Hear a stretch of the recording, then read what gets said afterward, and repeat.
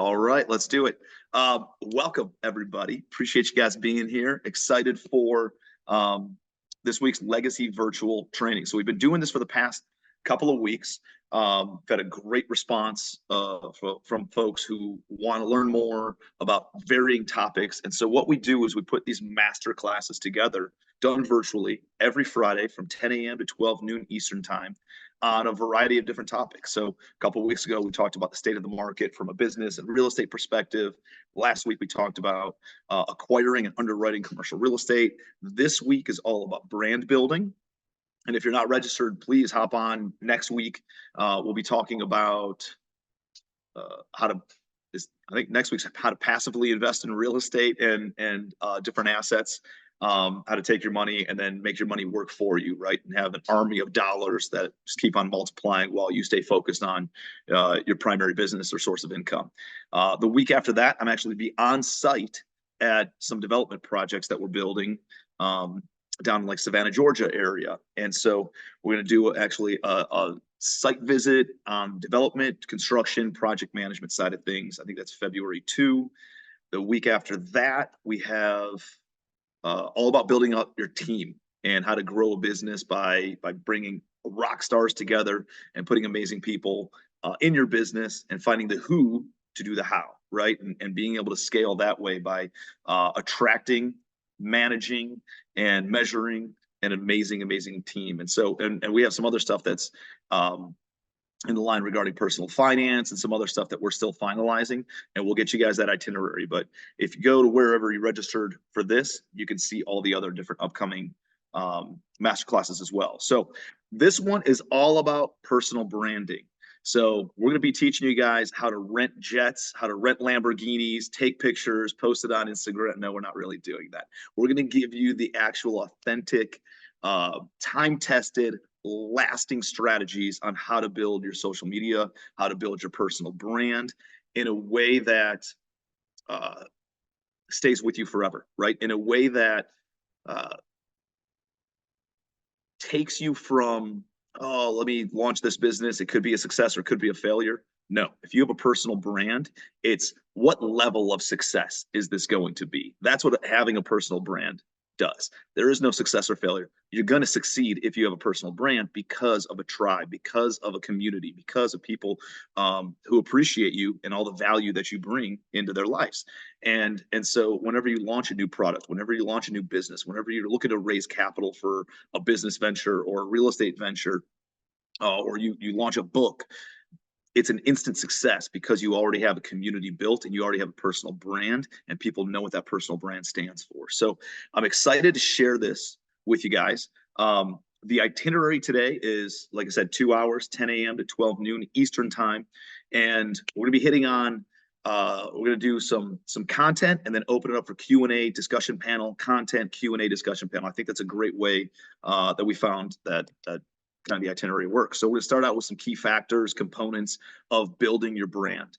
And then we're going to roll into, so that'll be the first component. We'll have a discussion panel, and then we're going to have another section that's all about social media trends, how to use social media as a tool to create, as opposed to something that you just consume from. I think social media is like the eighth wonder of the world. I think if used properly, if used as a tool, it is so powerful. I mean, there are many of you guys I met through social media. Much of my team has been hired because we met through social media. I can go anywhere in the country and say, hey, who's in Sheboygan, Wisconsin?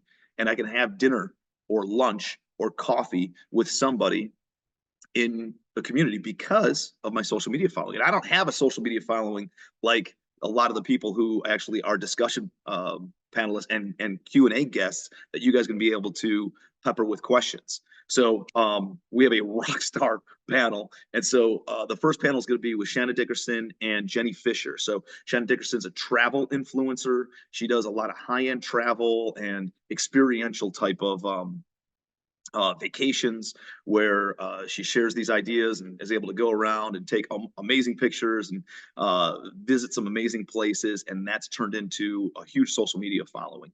Jenny Fisher is a big fitness influencer, actually from here in Charleston. Had the pleasure of meeting her last year, and has like this amazing community of niche, essentially former athletes from high school or college who are now have their own business or have their own careers and have their families, and she helps them maintain their physical fitness and lots of other amazing things, their diet, their nutrition, and all the other stuff, and seen as a leader in that community. And so she's built this awesome following and can talk a little bit about how she organically grew that. And that's a key here, is like the organic growth. And we're going to talk about that, and we'll talk a little bit about the paid stuff too, if you want to go that route. But I'm a big believer in the organic growth. And then again, we'll dive in a little bit more content, and then we'll close out with another panel with a good buddy of mine who's a nutrition and health expert. His name is Ben Azadi. He owns something called Keto Camp and speaks on stages all over the country now because of his social media following. And as well as a lot of you guys are real estate folks. If you're in my network, Pace Morby. So Pace Morby is known as the sub-2 expert, and he has a TV show on A&E. And he got all of this from his social media following, right? He's got over 400,000 followers on Instagram. And I posted something yesterday. There's almost 1 million followers just from the Instagram accounts of the people that are on this discussion panel. Almost 1 million followers just from us. And that doesn't include any of the YouTube followers, or subscribers, doesn't include any of the Facebook followers, doesn't include any LinkedIn or TikTok or anything else. That's just on Instagram. So it's many millions of followers that the people you're going to be learning from today have developed and influenced and shared value and shared resources with. So super excited for that. We're going to fire hose you with a ton of information. Make sure you have a pen. Make sure that you have some paper. Take some notes as we go along here. Turn on your video if you would. It always makes it more fun to be able to engage and talk and see your faces as we're hosting these. Don't get overwhelmed. Write down any questions and ask them. Put them in the chat box. We will absolutely respond to all those questions. We'll ask Jenny and Shanna and Ben and Pace all those different kinds of questions during the Q&A panels. We're also going to share a few resources with you at the end. Resources of some free stuff that we're going to email you out and be able to look through a bunch of different reports and all this other stuff, so that way you have access to it and you can dive deeper. Also, many times you're going to hear, I found the who to do the how, right? I found the who to do the what. And Q Patterson is actually a partner of mine in a company called Legacy Digital. It was her company. I saw how influential social media was in my life and how much of an impact it made for me. And I actually approached Q about investing into her company and a company called Legacy Digital a little over a year ago. And so they've had unbelievable growth, and Q and her team are going to be the ones sharing all the insights. Q is actually, her sister's in labor, was induced last night, and is in the process of giving birth to her first child. Not Q, but her sister. And Q is in the room and helping hold up a leg or something. I don't know, but she's there helping with the delivery. And so I don't know if she's going to be able to hop on, but we have Abby Fortin, who is our COO and an absolute master, and the entire team from Legacy Digital that's all going to be contributing. And just so you know, if you do feel overwhelmed, there are people like Legacy Digital out there that you can hire in order to do and help promote a lot of the social media stuff that you're looking to have done. So realize that that's the case. I'll probably ask Abby to share a little bit more about Legacy Digital at the end. I don't want to take any time away from the training, but she'll share a little bit about that if that's something that you guys are interested in. What else? All right. So my social media story, I'm going to share 3 minutes on myself, and then we're going to dive in. I'm going to hand it off to Abby. But my generation, right? I'm 38 years old. Facebook came out when I was in college. And so it was a big thing where we jumped on Facebook and used Facebook for social networking. After I graduated from college, and I started reading books like Think and Grow Rich and How to Win Friends and Influence People, and I became an entrepreneur, and I started diving into the real estate world and different business ventures, I realized a lot of my friends didn't have or didn't know that this world even existed, or that you could buy a piece of rental real estate and pay it off in 30 years and have hundreds of thousands, if not millions of dollars of equity and all this other stuff. And so I started talking about these things on social media. I started interviewing my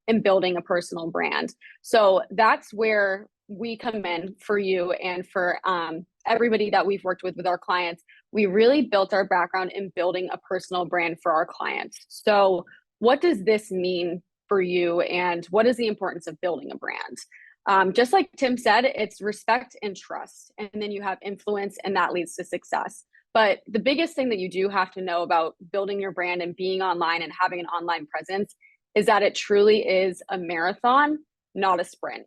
And sometimes it's hard to really grasp, especially in a world where people go viral so quickly. And sometimes that virality turns into long-term success, or sometimes you're a one-hit wonder. But in our world, we really do preach marathon, not a sprint, and building your personal brand is at the beginning of that marathon. This is the pre-training. You have to do it before you go out and put yourself out on social media in order to truly be successful. So there's a couple of components of building that personal brand. And like Tim said, definitely take notes here. This is stuff that we're preaching to our clients all the time.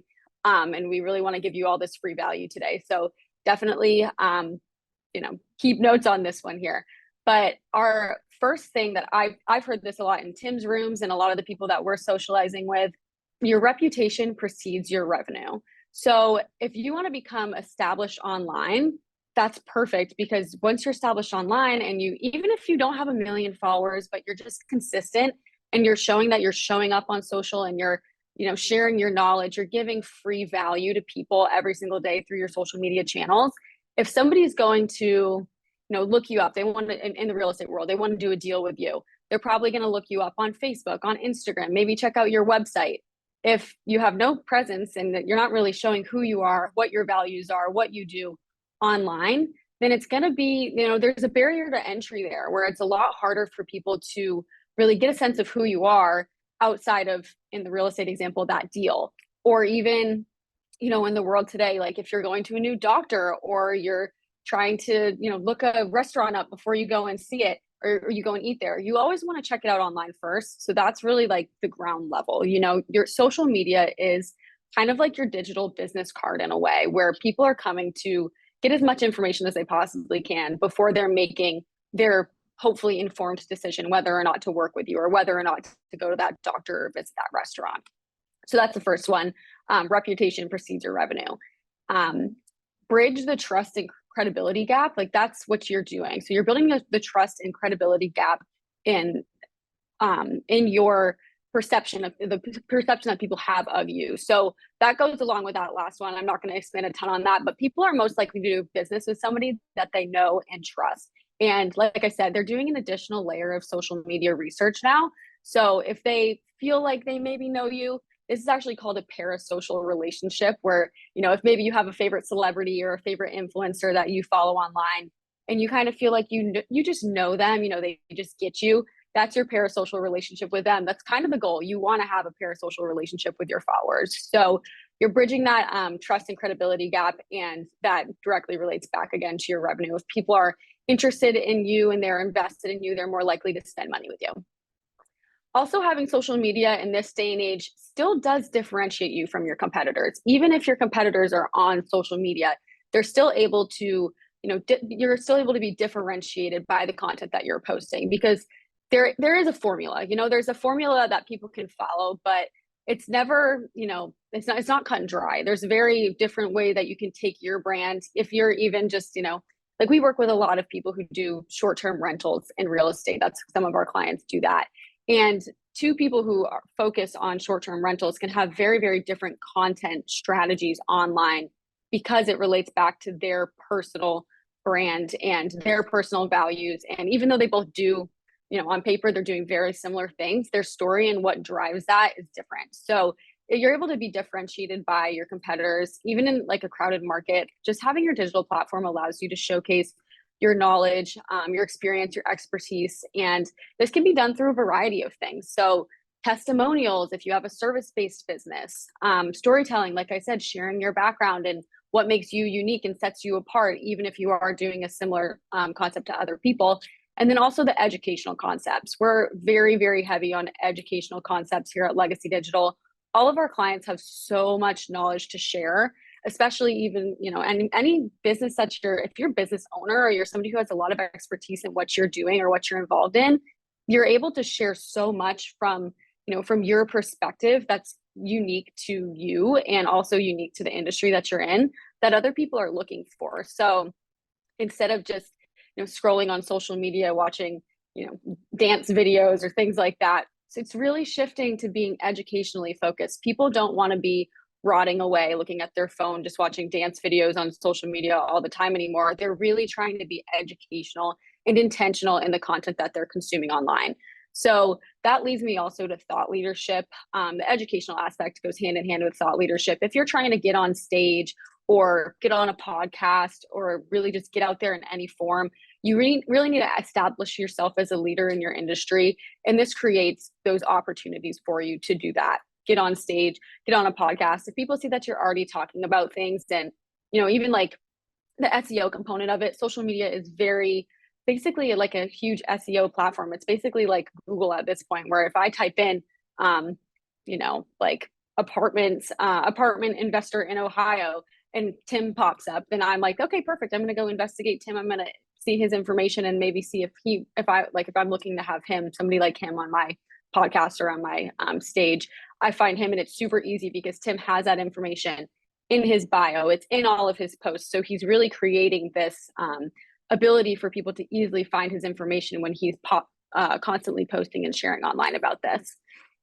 And then the last thing I will say that's important for building a brand, of course, there's a lot of things, but these are really the top things that I want you guys to consider, is just defining your niche. So like I said, you're very, you might be doing the same thing as a lot of other people, especially in a lot of these real estate spaces where you're probably, you've got a bunch of people doing short term, some people doing midterm, a lot of people doing long term, like fix and flip, all of this.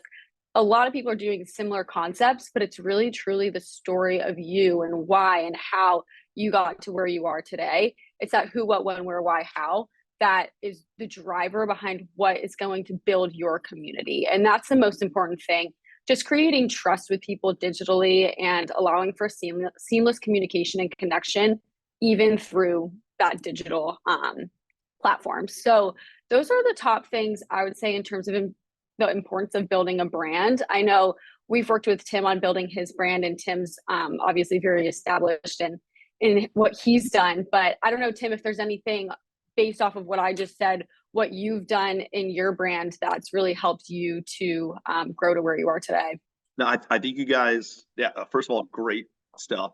I think there's a lot of really important points that you made here, and I'm taking notes as you're talking. Reputation precedes revenue, right? That goes back to the whole, you got to give and make deposits before you actually take and take withdrawals, right? And you have to always lead with that value, and it will come full circle.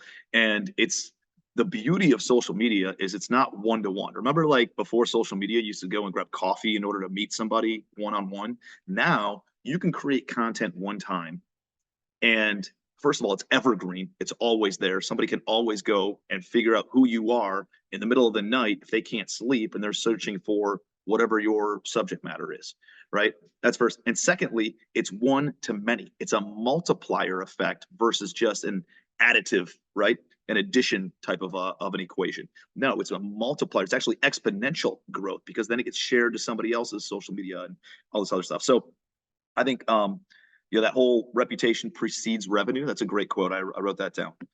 I'm excited to bring on Jenny and Shanna in a few minutes, but I have some questions written down for them too. But I think one of the other things that you mentioned is the niche, right? And understanding your niche. A lot of the big brands that I've found they started very niche and then they went wide, right? They started in, I don't know, training people on car salesmen, right? And then from training car salesmen, then you can train insurance salesmen, and then you can train realtors, and then you can train real estate investors or whatever other services somebody's selling. And it turned into more of a sales thing. But they started out with a very niche product, really very niche offering, very niche service. And then it expanded from there. And I think that's a really important piece, is like defining who you are, right? I do a lot of business coaching. I have multiple different companies, we got the media business, we have a software business, we have a coaching consulting business. I've invested in other companies, but I'm known as an apartment investor, right? I own offices, I own short-term rentals, I used to flip single family and have a turnkey business, I own a management company. Like, but the reality is I'm mostly known for apartment buildings because that's how I built my brand. Then once you go niche, then you can go wide, right? Write this down. Niche makes you rich, right? Niche makes you rich. The more niche you are, the more defined you're going to be. And uh and so I think that's a very important, thing to understand is you don't need to appeal to everybody. I think people are like, oh, well, let me build this big following of hundreds of thousands or millions of followers, and then I can be like, that's not the case.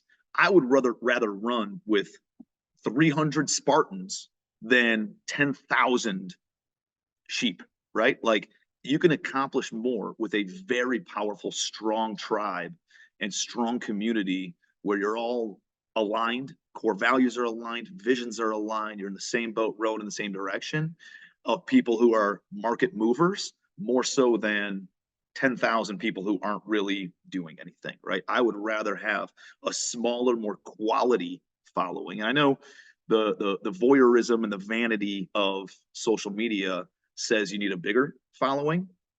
And I think that's good from casting a wide net, and quantity then leads to quality. And so there's probably a component of that. But understanding that eventually you get to a point where you want very, very high quality conversations and very high quality people in your circle, as opposed to just quantity, right? So yeah, that's a couple of the takeaways from and ideas that got spurred from your talking, Abby. Yeah, thanks, Tim. I really do want to reiterate that too, especially what you said about having a smaller group of really, people that are running in the same direction as you. The same can be true with social media, and think about those people as your followers. We have clients who have a smaller, more engaged following, and then we have clients who have a larger, people who have come to us. Once we work with them, we always want to make sure that our goal is bringing their engagement up. But clients who have previously maybe worked on their own or worked with another social media company, and they have maybe bought followers, or they just have a lot of followers that aren't super engaged. And that actually really impacts, like, not only just your entire status online, if you're getting, hundreds and hundreds of followers, but you're not getting a lot of engagement, but it also impacts the analytics, and it shows you on the back end what we're looking at as an agency. So like I said, we're trying to drive that engagement up, and there's a lot of tactics that you can do with that. Like, you may have seen comment freebie below, and I'll send you my free ebook on how to get your first short-term rental. That's a super big engagement strategy right now. It's actually called ManyChat. It's something that we've been really investing in with Legacy Digital. But having a smaller, more engaged community isn't always a bad thing. So don't let your number of followers hold you back from posting. If you let that happen, then you're just never going to grow your following at all. And then the second thing I will say is, when you're starting your personal brand, nobody likes to film themselves. I mean, maybe some people, but I know I certainly don't love filming myself. And it's not the easiest thing to get into that motion of living social media every day. Filming yourself, whether it's selfie filming or filming a day in your life and showing people what you're doing. It's not a natural, normal thing for most people. So don't let that hold you back. And also don't let the perceived perceptions of the people that you're already connected with on social media hold you back, whether that's your family members or people you went to high school with who don't even matter anymore. Don't let that hold you back, because you can succeed so much farther by just kind of getting rid of that limiting belief that people are going to judge you and they're not going to like the content. That's not your audience anyway. Those people that you've been friends with on Facebook for years who say happy birthday on your timeline once a year and they're not even in your industry, that's probably not the person that you're trying to target. So that's what the things that I would really think about. If you think you want to start a personal brand, but you're a little bit hesitant, or you just are kind of nervous about what people are going to think, just kind of blow past that limiting belief. Talk to more people like Tim who have been in that situation, how they got past that, and how they kind of built up, the strength to get past that mental barrier. And you will find so much more success. You just have to really not care what people think. And that's at that point when you'll be able to start kind of breaking in and really just building up your community with the people who are running side by side with you. Well, I mean, are these people with a common past or a common future, right? That's the question that I always ask myself. Are they people that I have a common past with, or I'm going to have a common future with, right? Like I'm looking for people in my community with a common future. So like I go through, or I remember going through my social media a while back, my Facebook, and I unfriended anybody who said anything negative, anybody who wasn't, who was too polarized politically either way, like anybody who just, uh, I don't know, like that didn't I didn't know, I didn't talk to. Somehow I became friends with them, but you know, they're talking negative, they're complaining. Like I just don't have time for anything like that. If somebody says anything negative to me on my social media, dude, delete, block, and they're gone. They're out of my life. If you don't support me, you don't support my goals. That's I take that as a personal attack on myself, on my family, and on the people that I am trying to serve. I know that my values and my purpose are positive and are going to make a positive impact. And somebody who negatively reaches out to you because you're trying to help other people better their life, or you're trying to better your own life and lead with value, dude, if they say something negative to you, that's a reflection on them. It's not a reflection on you. That's a reflection on their insecurities, seeing you trying to be better, trying to invest in yourself, trying to improve other people's lives. And it all it does is it turns the mirror in on themselves of them seeing that they're not doing any of those things, and that whole crab mentality of them wanting to pull you down, pull you off the wall, and drag you down with them. Misery loves company, right? And so when you understand that psychology, the haters, dude, they don't even. I remember early on, man, the first hater I had, I was like, I wanted to crawl up in a corner and never do anything again and never post on social media. And then I matured to a level of I'd talk shit back to them and I'd be like, oh yeah, you're probably living in your mom's basement, da, da, da.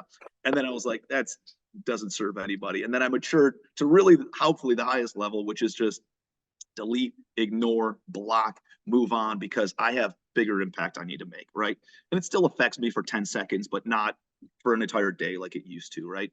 And I think that's an important part of just realize what your purpose is and moving in the right direction and making a positive impact in people's lives. And for every one person that says something like that, you're helping another 100, 200,000 people who you're supporting in their life. And we have a duty, at least in my mind, to those folks in order to help them with their lives the best we can. And I'm not going to let some person who has insecurities about themselves that tries to project those on me stop me from making that positive impact. So what I'd love to do is pivot and bring in some social media rock stars. And so I see Jenny Fisher on here looking wonderful. And Jenny, welcome to the Legacy Virtual personal branding business. I see Shanna Dickerson. Shanna, there you are. How are you? If we can highlight both of them, that would be awesome. And I want to ask you guys a couple questions, and I'd love to hear a little bit about your experience, right? I want to know how you got started as an influencer, right? Like, was it intentional? Was it not intentional? There's no right answers, no wrong answers here. And a couple of like the strategies and things that you've done over the years in order to build this, right? Did it happen overnight? Did it take time? Like, what did that look like? So, Jenny, I'll start with you. Maybe you could share a little bit about what you guys do and kind of what your brand is, what your niche is, and how you started growing your social media following. Yeah, thank you. So I do have a niche that kind of organically came about, and it had switched from what my niche was initially going to be. So the way that I got into social media was it was kind of accidental in the fact that I had some friends asking me fitness and nutrition advice. Can I take them to the gym, show them some workouts and things like that? And I thought, what if I just filmed a couple of little quick workouts and put them on Instagram? Because right now I just use it for a photo album. Let me create a page where my friends can see my workouts. That way it's separate from my personal life. I don't feel like it's, being, watch Jenny work out on her. So I wanted to put it there so it was intentional so my friends could find it. I did that very consistently. So I would put up a new like little 15-minute workout every Monday through Friday. It took me maybe 5 minutes to film it and then another 30 minutes to edit it and put it up. what ended up happening was I found this niche of moms who wanted really quick, functional little workouts that they could do and make them feel like they are contributing to their health when they don't have very much time.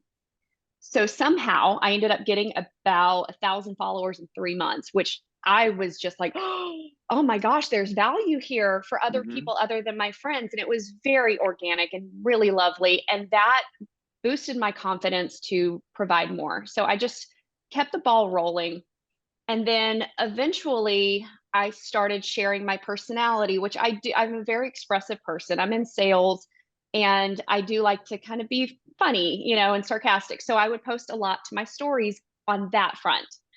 And people started engaging with me and saying, "You're funny. I had no idea you had a personality." So I used that and then I started sharing tips and stuff like that. So as far as organic, didn't expect anything to come of it. And because I was consistent, because I was true to who I was trying to help in the first place, which was a mom who's just really busy, but still wanting to do something for her fitness and just needing a little guide. Because of that, those people found me.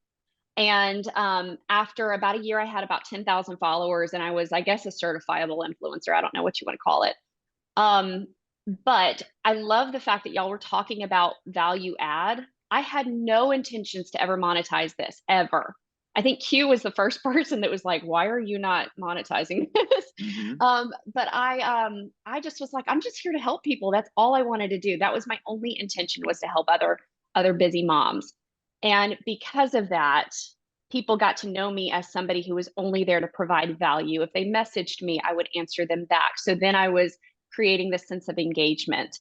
And the other thing that I did that I want to point out on, something that helped me grow after I eventually realized that this was something that there was something substantial there. I started reaching out to other influencers and coaches in that space. And I started supporting them. They started supporting me. And even though they were quote unquote competitors, I learned that social media is very, very big. And there are many people that will follow 100 different people like me and engage with every single one of us. So even though they are competitors, I guess, it's actually a community that ends up spider webbing and just boosting your platform up more and more and more. So the more you can collaborate with other like-minded people that are doing the same thing you are, the more it's going to feed and just help you grow. But I'll stop there and kind of let Shanna take it from there. But that's how I got started. Well, I think that's such a powerful point that you made, especially like right there at the end. Hopefully, you guys wrote that down. Is like, well, there's already real estate experts out there. How many other fitness experts are out there on social media? There's probably more than any other. I don't know, but you were able to come in, figure out your niche, right? And actually, your niche kind of dictated what your niche was, right? You didn't even go in with that idea sometimes, and that's okay. That's amazing. Um, and you realize like I don't have to be another thing that kind of brings it to the beginning is like I don't have to be somebody else, right? Like in my industry, everybody looks at Gary Vaynerchuk or Grant Cardone or some of these people, and there's a lot of like very abrasive personalities sometimes too. There's people that are in your face, they're cussing all the time, they're almost like yelling at you, and for some reason, sometimes that gets a little bit of traction. That's Mhm. just not my personality. I'm more of a whatever. I live on the beach. I hang out. I try to add value to people's lives, and I'm more of a lifestyle guy. I hang out with the family far more than I go out partying or anything like that. And and I don't think you have to be anybody that you're not, right? Like, here's who I am. Here's my personality. You did a great job of sharing. Hey, this is. I just kind of showed who I am, and the people who align with you, the people who like that personality, like that, like lead into it, right? And they like it even more because they now know you and they feel like they're familiar with you on a personal level. And the people who don't, and guess what? They spin themselves out and they can go follow somebody, and that's totally fine. It provides Mhm.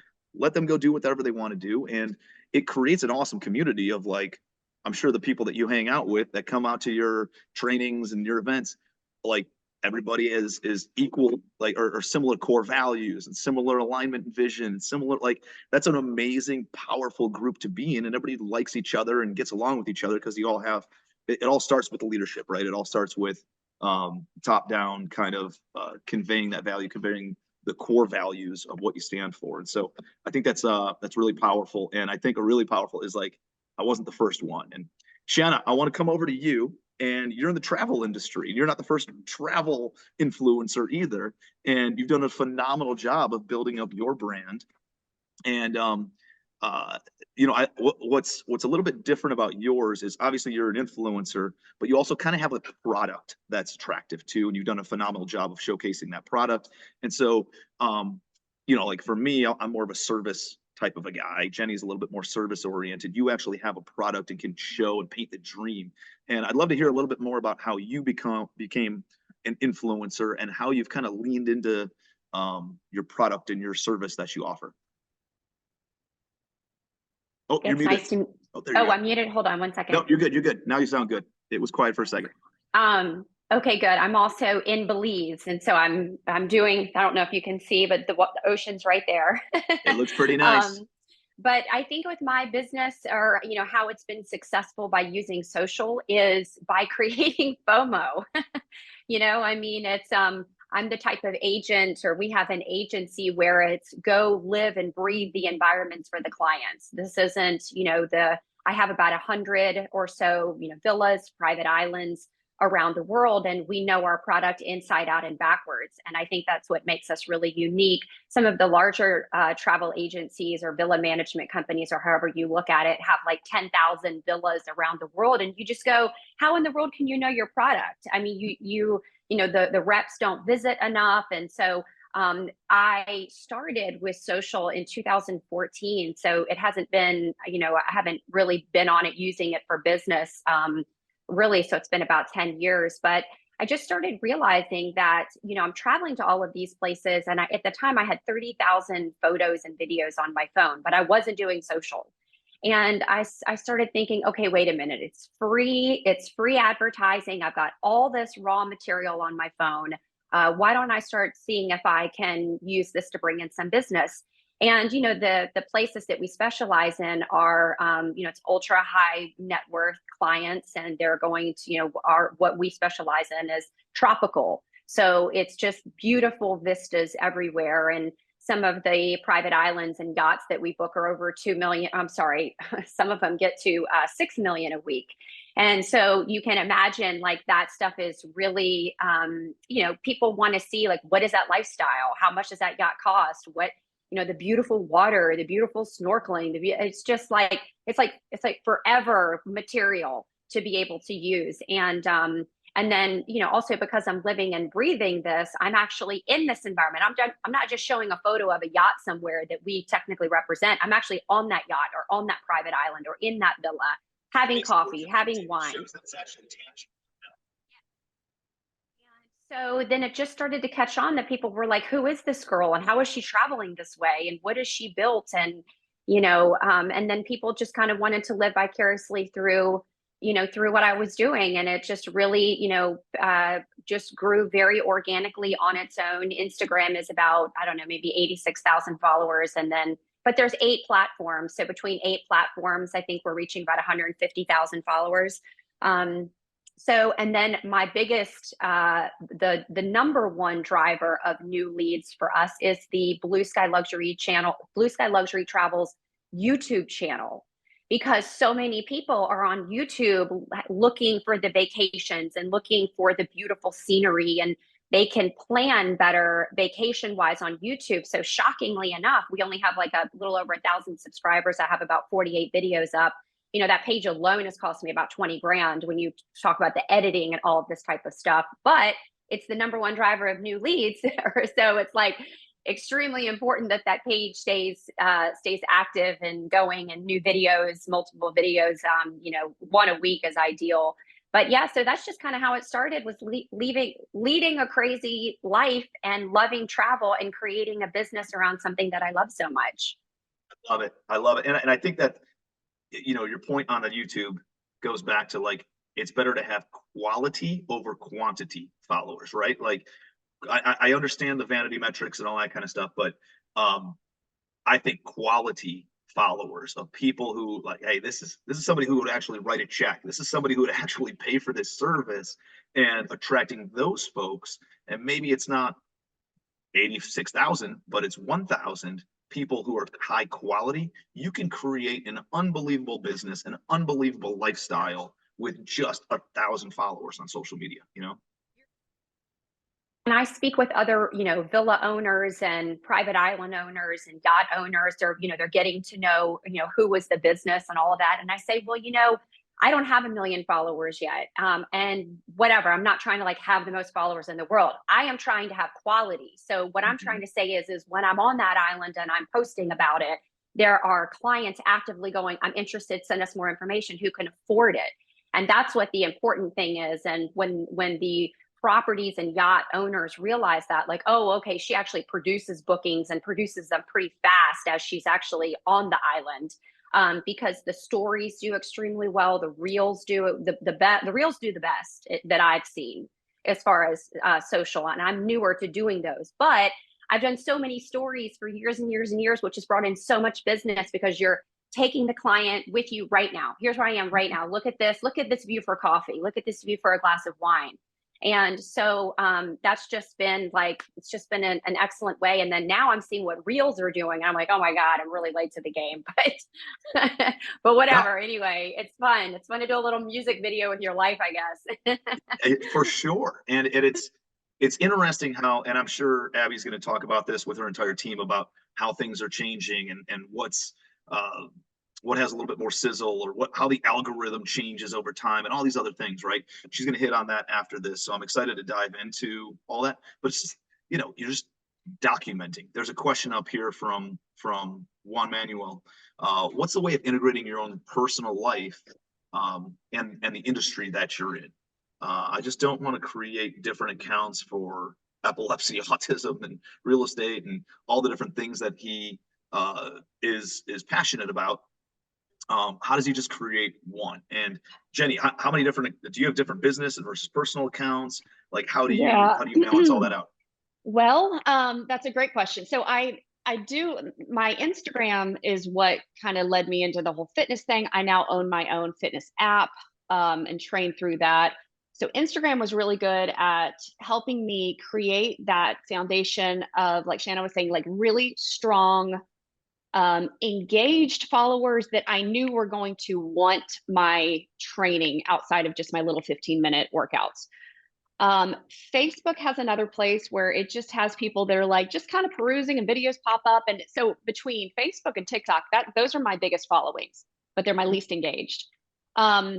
So to your question, Juan, it's Juan Manuel, there are different niches within different social media forums. So TikTok, for example, is something that if you have something like epilepsy, autism, and you have a skill set like real estate, that's actually a place that you can really let your personality come out as you're teaching. People like real, down to earth people that have a story behind what they're telling.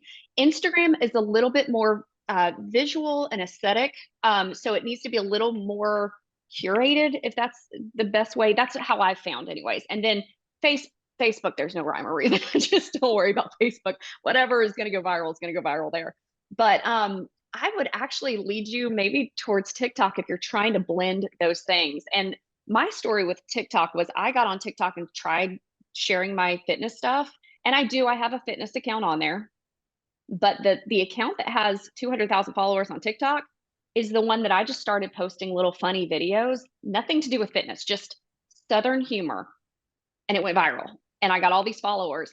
And it also has monetized in a different way too, where I am doing UGC videos and I'm doing advertisements for companies. I don't have to post it to my own page, but that's another source of income that I created just because of my personality, my authenticity. So what I'm saying is, if you are somebody who really enjoys speaking on, whatever, autism, epilepsy, whatever it is, if you enjoy speaking and educating people on that, and you want to talk about real estate, that's a great place to blend it.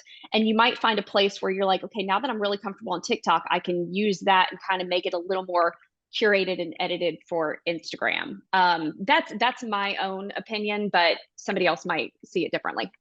No, I think you're absolutely right. And just kind of leaning into your own personality. And it goes back to, hey, that's who you attract, right? I know my good friend Ruby Tinoco, right? She's a little firecracker, Hispanic. I think she's from Mexico originally. lives in Charleston, South Carolina. She's 5 feet tall and flips houses, right? And she's in a very male dominated industry. And she leans into being Hispanic, leaning into being a female in a male industry, shows uh, how beautiful these houses and how beautiful these, and she has this unbelievable following of Hispanics and female real estate investors. And you don't need to appeal to the entire crowd. I think Juan Manuel, if you just lean into that, you're going to find people who are attracted to you more so than somebody else who's been in business for longer or whatever. Like, guess what? Ruby's followers don't they can't relate to some white dude who was born in America, right? They relate to somebody who's Hispanic. They relate to being a female. They relate to her family or whatever her family dynamics are, whatever her personality dynamics are versus somebody else's. And again, I think a key word that Jenny said there was authenticity, right? And just being you, because it's exhausting not being you. It's exhausting trying to play some sort of a role or trying to play some sort of a fake part, right? And trying to be somebody that you're not versus just being authentic, being genuine. And so that way, when they meet you in person and they see you on social media, there's not a disconnect, and it carries way more weight there. So I think that's a great point that Jenny made. Shanna, I don't know if you know this is for everybody, but do you realize that 1% of people on social media create 99% of the content? 1%. So it's more about being consistent, right? That I found than anything else. Talk a little bit more about how often you post or documenting your life. I think you brought up a good point before where it's like, I don't try to, sometimes you make content, you create curated content, and at other times you're just documenting the journey, you're just documenting the lifestyle, right? And how both of those kind of shake out and what you've seen works and doesn't work and some other ideas there. Travel so much that over a half a year, so there's a lot of happening in real life type stuff, and when that's the case, it's a little overwhelming because it's creating reels and then posts and then good social. Instagram will share to Facebook, but then there's also LinkedIn where we have a lot of followers and shockingly do a lot of business through LinkedIn as well. And so it can be overwhelming while I'm traveling, because I'm also trying to keep up with my companies. I also created a nonprofit that I run, and so it's kind of like it can be a bit bananas when I'm, on the road, so to speak, trying to keep social together. But at the same time, that's where you gain the most. It's where you're making money, because people are reaching out going, what was that resort that you were just at? What was that villa? Where are you going next? Tell me how to fly there best. Everything is just so documented. When I am at my home in Santa Rosa Beach, Florida, in the Panhandle, it's also a destination that my company now represents. So it's kind of the same thing. It's like teaching my followers, 30A, the slang for the area, was voted the #1 beach in the US by ABC News. And so it basically looks like the Caribbean, which makes sense. I would move there. But so I post a little bit less when I'm home, for sure, just because I feel like my brain needs a reset. My head is buried in my phone with all of this stuff, and that's okay. I mean, I've owned the business 14 years. I've worked 7 days a week for 14 years, but my phone is also my office. And so as long as it works, I can be anywhere in the world running my 2 companies and my nonprofit. And so I'm extremely grateful for that remote lifestyle. But yes, a high net worth, billionaire wants me to plan his trip on a Sunday, I'm on it. But it's I feel like I should always be posting more. I'll just say that. But I handle all of it. I tried to get a company to help me years ago. No, they don't know the product the way I know it. They don't know how to, I'm very authentic. I am exactly who I am in real life is what I put out to social. And I also think when people have said to me a lot of times, like, oh, you work with the wealthiest people on the planet, they must be total a-holes. And I'm like, actually, they're extremely respectful. And I think that's because I am very real on my social. So what I'm putting out is a positive, I'm not a big party animal. It's just a positive, laid back, but fun, unique type of hardworking, driven type of person. Well, I'm attracting this in as clients. And so I'm not getting the crazy clients that have ever destroyed a villa or, you ever not been asked back? Or when I call a villa owner or a private island owner and I say I have a booking, I want them to be like, oh yes, we absolutely love blue sky clients. You know, they're very respectful. So I think like what we were saying before about being authentic, what you put out in life, no matter what, is what you're going to get back in. And it works the same way with social. So that's, you know, but yes, I should be posting more, I feel like. Well, and by the way, guys, we've put both Jenny and Shanna's social media handles in the chat box. So make sure you're following them. I think a simple thing to do, instead of trying to reinvent the wheel or try to create something from nothing, is go and follow people who you align with and duplicate what they do. Talk about the things that they talk about. Like, you don't have to create out of nothing. You can do a little bit of research, follow them, see what they're talking about, see how they're posting and what's getting good engagement. And you could do that same thing for your industry, right? I follow both of them and I get great takeaways that then I can take into the real estate industry. And so there's a lot of benefits to following people from different industries, and we're all friends too, right? And supporting each other's businesses. All right, so a couple questions. One is, what do your teams look like? Do you have a social media team? Are you doing everything on your own? What does that look like? Do you think it would scale if you did build out a team, or what does that look like? So I want to know about your team. And then I want to know about, oh, shoot, what was the other question I was going to ask? Talk about the team first. Jenny, you. Real quick, I want to piggyback to what Shanna was saying. Sure. You attract like people. I have retreats all over the world. People are like, oh, it must be a bunch of single girls that can just throw money away and do like a weekend in Greece or something. No, they're all working moms that want to hang out with another working mom that has figured it out for herself. So I just wanted to throw that out. That was a wonderful, wonderful point. My team is me, myself, and I. And it kind of goes along with Brian's question about, you have two different businesses. How do you promote both at the same time? So I have my app business, but then I also have just I want to call it my vlogging, this is my motivational, informational. I don't like the two to blend. I don't like what do you want to call it? I guess blogging, you know, that's my Jenny Fisher Fitness. And I don't want that to interfere with my app, Get Salty, because I don't want to keep having to promote and do advertisements on my organic informational outreach. So my team is me for both things. But I do eventually want to build a team for my Get Salty app social media. And the reason is because I need it to be highly professional. And because I work a 40-hour-a-week job, I have a traveling outside business development job as well. It's a lot. So what Shanna was saying is, you feel like you need to be posting more. Yes, I feel like I need to be posting more and all that stuff. But that, Brian, that's my answer, is I separate the two, but I use them to cross promote. So, and my Get Salty is, I mean, I think it's almost at 4,000 or 5,000 followers, and it's just my little business. So that has been able to flood from people who really, really want to know about my business, but follow me for my free stuff. They can come over and check me out on my business. So if you have two different focuses, maybe start one of both, cross promote, and if one takes off, then you can leave the other one behind and blend them. But that would be my my own advice. Yep, love that.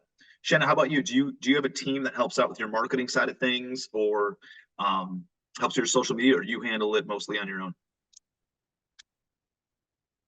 And always have. Like I was saying before, I've tried to farm it out, so to speak, and I just don't like it. Just didn't flow. And so I just know that that's something that I really need to handle. But I do have a behind the scenes company, or I guess he's a guy, but he does have a company name. I've been working with him since he was about a sophomore in college. So these young kids, and they're being able to whiz through all these apps and understand them and all that type of stuff. So he's the behind the scenes. He edits. He's very heavy. Work a lot with him on the YouTube side, because me editing videos is absolutely not going to happen. So I send the raw footage to him, and his team puts it together, makes it beautiful. I have an intro and outro. I look like a reporter, a travel reporter, and then we get it put up. And so he would be the biggest team, so to speak. But for the most part, it's all done on my own. Well, I mean, that's the critical point, right? Like there's different services, there's different ways that you can build it out. You can do it all on your own. That's how I started out. And then I hired somebody in-house, but I've also used third-party services similar to what you're talking about, which is film it, send it to somebody else who can then doll it up, put some music behind it, and then they send it back to me, and then I can post it, right? Or you can start building out that team internally, or whatever that looks like. So, I agree. I would like to note about it is, there are tons of other platforms, in particular, of course, TikTok and Snapchat. I am not on them and don't plan on getting on them because those are not where a lot of the money people are. It's a younger demographic, where honestly I'm very busy outside of YouTube. Next would be Facebook because it's an older demographic on Facebook, and these are people that have made their wealth and are traveling. And then after that would be Instagram, and believe it or not, up there high is it Pinterest. So we have a very active Pinterest page. So I think you also have to tailor your social media to your audience. And I'm not going to go waste a second more on social unless I think that money's going to be coming in from behind it. So I've just stayed away from TikTok and Snapchat. That's a great point. My majority, although my Instagram following is whatever 5 times larger than my Facebook is by far a higher quality of an audience or high quality of a following that I've engaged with, just because that's an older demographic, right? Of people who are already 20 years into their real estate career or whatever that looks like. They're actually making money and they're doing things that now they want to scale into commercial real estate, which is where I am. So there's a good question here of how do you differentiate, or how do you know how much time to spend on social media versus, actually in your business? And Gabe's essentially asking,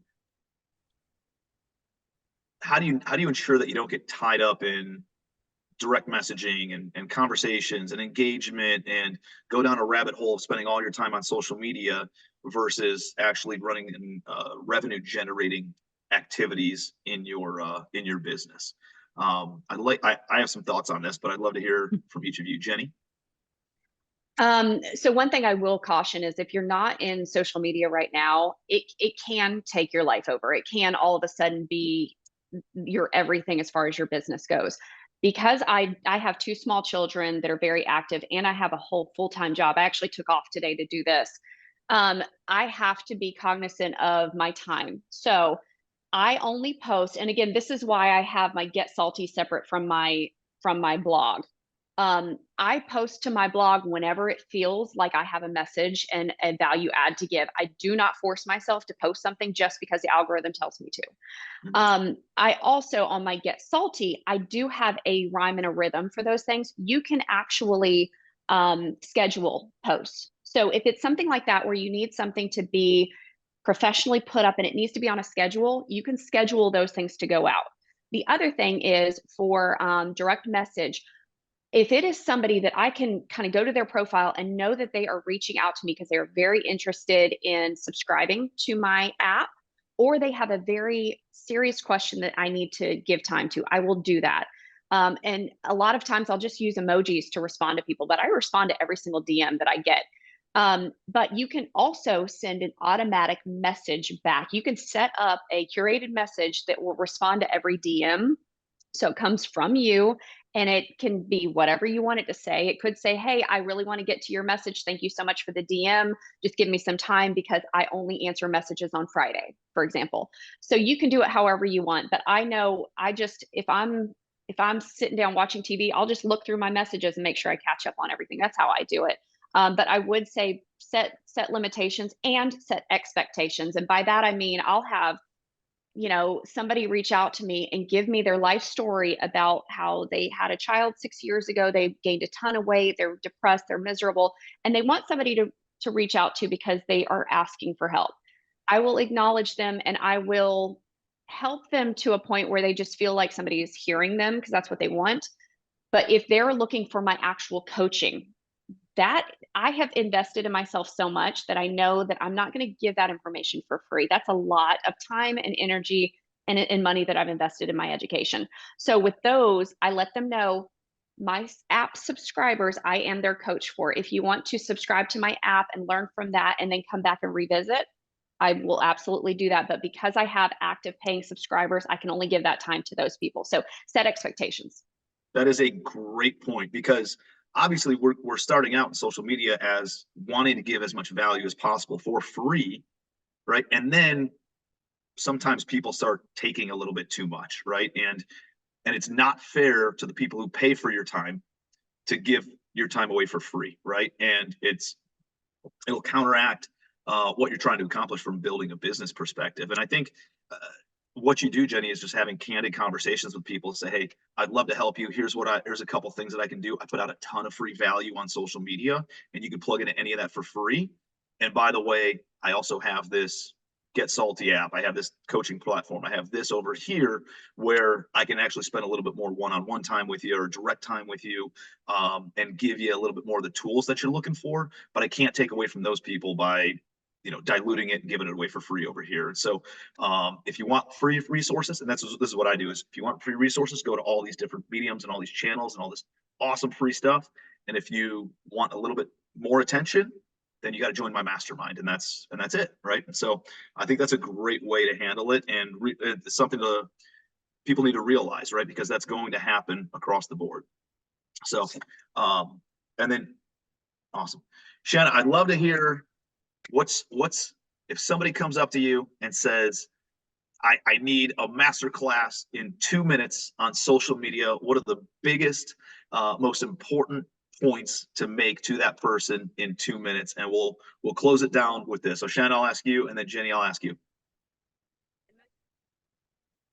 Social media. I think one of the most, and we've already hit on this, is being authentic, is being really you. And so, for example, in my world, that matters a lot. I started noticing that I was getting a lot more business when I was the one in front of the camera, because, people are going like, oh, she's real. Oh, she plays tennis. Oh, and so more of my life, my personal life, I also share, not everything, but, I am been a tennis player most of my life. And so things like that, I'm a huge animal lover. I save animals with my nonprofit. So when I started letting people in to really see who I was, well, then they felt a heck of a lot more comfortable giving my business millions of dollars per booking, So it's like, oh, she's there, there is someone in front of the camera at Blue Sky. Oh, this is exactly who it is. This is the owner. Okay. So I think it was, I'll never forget, Greg Norman, the golfer, is a dear, dear friend of mine for many years. And in 2014, he looked at all my social and everything, and he said, I'm telling you right now, you need to be in front of the camera. You're not in front of the camera enough. And when I made that switch, of course, he was right. Things definitely started to change. So I think it's about being authentic, letting your clients and future clients know who you are, what you're about, that you're real. And that, to me, has shown to be one of the biggest benefits of social. Agreed. I agree 100% with everything you just said. Thank you so much. Jenny, how about you? Masterclass in 1 to 2 minutes. Somebody that comes to your page should, within about 3 or 4 videos, know exactly who you are. Be consistent with your message and be true. Your message needs to be true to, like Shanna said, exactly who you are. So if I'm going on there and I'm trying to ride the wave of, in 2020, everybody was going vegan. Had I done that, I probably would have lost a lot of followers. I would have gained a lot of followers. And then I ultimately would have lost even more followers, because they would have realized that's not me. So be as true as you are, and follow your own development. Let people see your growth, and call back to, like, this is what I used to talk about, but I've developed myself, I've learned, and this is now who I've become. I have done that throughout my entire time on here, and people have been able to see my own story, my own journey, and they've been able to relate exactly to what I go through. So it really is. It's being consistent in your authenticity. I love that. And what I'm hearing is sharing the wins and sharing the losses, right? Sharing the good stuff and the bad stuff, and them seeing all of it even deepens that relationship further. So great takeaways. Thank you both so much for being here. Can we show them some love in the chat box and say thank you? Make sure that you're following both of them on social media. Look at what they do. Look at how they talk. Look at how genuine and authentic they are. And these are people who are having a ton of success on social media with their branding. and should be modeled, right? Should be modeled in how that they do what they do, and in a way that we can duplicate that in our own social media. So thank you, Shanna. Thank you, Jenny, so much for being here. Appreciate you. Enjoy Belize. And Jenny, you're in Charleston now? It's a little cold this week, but it's still sunny, so still happy. All right, see you guys. Thank you so much. Bye. Abby, we are coming back to you. And I think you've got the Legacy Digital team there with you, and you're going to go around and hit on each one of the different social platforms, which will be really, really powerful. Jenny and Shanna both shared a ton of insight on what works and how they lean into certain platforms. I know I've done the same thing in a couple different ways, but let's get some more tactical, tangible, implementable items that we can share with everybody. Yeah, definitely. So I'm just going to kick this off, and then I'm actually going to head next door. Our whole team, our local team here in Charleston, is next door in the other room. We have experts on our team focused on Instagram, Facebook, TikTok, YouTube, and LinkedIn. Those are the 5 platforms that Legacy Digital, our company, focuses on. We've also been dabbling in Threads and Pinterest a little bit, but those are the big 5 for us. So we do have a resource that we're going to share with you guys at the end about all the different platforms. It's really tough to, and I think Jenny or Shanna said something about this, really determine which platforms you're going to do best on. Shanna said she's not on TikTok. And Snapchat. Those are not her platform. That's not where her business is going to do best. And this is something that we encourage you to think about at the beginning. It's great to get out on all platforms, and maybe you're posting, once or twice a week on everything, but that place that you're really doing your best on, that's where you want to focus your efforts. If TikTok is your number one spot where you're getting the most engagement, you want to really dive deep into that and focus on posting there. So like I said, we do have a free ebook that's a platform analysis that'll help you decide which platforms you should be on and be focusing the most on. And we'll send that out to you guys later. But I'm going to quickly touch on some overarching trends. And then I'm actually our team YouTube expert. So I'm going to talk about YouTube really quickly, just a couple of minutes. And then I'm going to head on in and talk to the girls. So in 2024, social media there's a lot going on. There's a lot that's been going on in the past couple of years, especially since COVID, with TikTok blowing up and everything. And there's a few trends that we think we're going to see, that our team is predicting, and that a lot of people in the social media space are predicting. So the number one thing that you need to know for 2024 is that there's been a lot of talk about the algorithm. There's no one algorithm. Every platform's algorithm is different. There's no way to hack the algorithm. You can do things that the algorithm likes, and some of these trends that I'm about to tell you are going to help you get on the algorithm's nice side, but there's no one algorithm. So if you're ever working with a team, or you're talking to somebody who's a social media expert and they throw around the term the algorithm, you might want to check them there, because there's no one algorithm. Every platform is different. So keeping that in mind, these are some of the things that you can do to help the algorithm prefer your content and maybe boost you up. Value-based marketing. This is something we've been preaching all along, and this is something that Jenny and Shanna both said that they do, showing that meaningful connection with your followers, showing them who you are on the underneath, the layers of the onion that aren't that surface level of what you do or what you're selling, showing them who you really are, sharing your values. If you're really passionate about some type of advocacy, or you have a nonprofit, those things are what connect people with you. So that value-based marketing. Alongside that, again, creating a narrative and a storyline that builds your community. Other big trends that we're going to see across the board: influencer marketing. We've been seeing that really growing significantly, and brands and large companies have been just pouring so much money into influencer marketing. But now we're at the point where we've been just sold. Everybody, especially on TikTok now with the TikTok shop, you are constantly inundated with people trying to sell to you. And that's not how people want to be treated online, constantly being sold to. So we're definitely going to see a rise of more transparency. TikTok actually implemented the eligible for commission little tag that shows at the bottom of a TikTok. If the influencer has a link that they can earn commission off of, there's a way for them to be transparent about that and say, this is eligible for commission. If you purchase through my link, I'm going to make a cut off of that. So influencer marketing, and that's going to keep coming, but having a little bit more transparency with it. And with that as well, there's also going to be more of a soft selling. So going back to that selling component, instead of being told, you know, there's a lot of language on TikTok like, you have to have this product. This is the product that changed my life. Like, if you're not, you know, drinking this drink every morning, what are you even doing? You're going to see less of that, and it's going to be more subtle product placement. So indirect, softer selling strategies, and that's what people are really looking for after we've been so aggressively sold to over the past the course of, you know, since social media has started to exist, but really especially since I would say around 2020. Another one that I think a lot of more established brands can begin to capitalize on is exclusive content or gated content. So whether this is a free close friends channel on Instagram where you can pick a smaller channel of people just to shoot out content to, or a paid broadcast channel on Instagram, or a subscription, regardless if it's free or paid, it's a closer way, or it's a way to get closer with your community and monetize your content if it is paid. And that's specific to Instagram, those three. But if you do want to get outside of just social media platforms, you could try maybe a Substack channel or a Patreon, which are paid channels where you can create that gated content that people have to pay to get access to. And that's just another layer of that marketing ascension ladder for you and your business.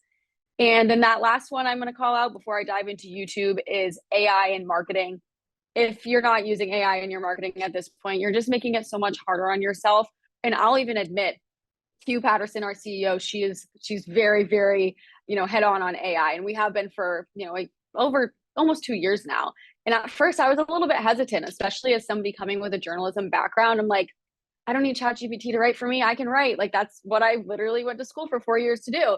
But once we started using ChatGPT, we literally adopted it the day that it came out. So we've been using it for a year and a half now, and we're no stranger to AI. Like I said before, we use ManyChat, and that's a very important thing for a lot of our clients because you are able to have that automated message. Jenny touched on that as well, automated engagement. But another thing with that is now that we are using AI so significantly in a lot of our marketing processes, you do have to make sure that you're really fine tuning it. And that's something that we're focusing on this year, because like Jenny said, you can have that message that says, you know, thank you for reaching out to me. I really want to get to this. I'll be responding to your message on Friday.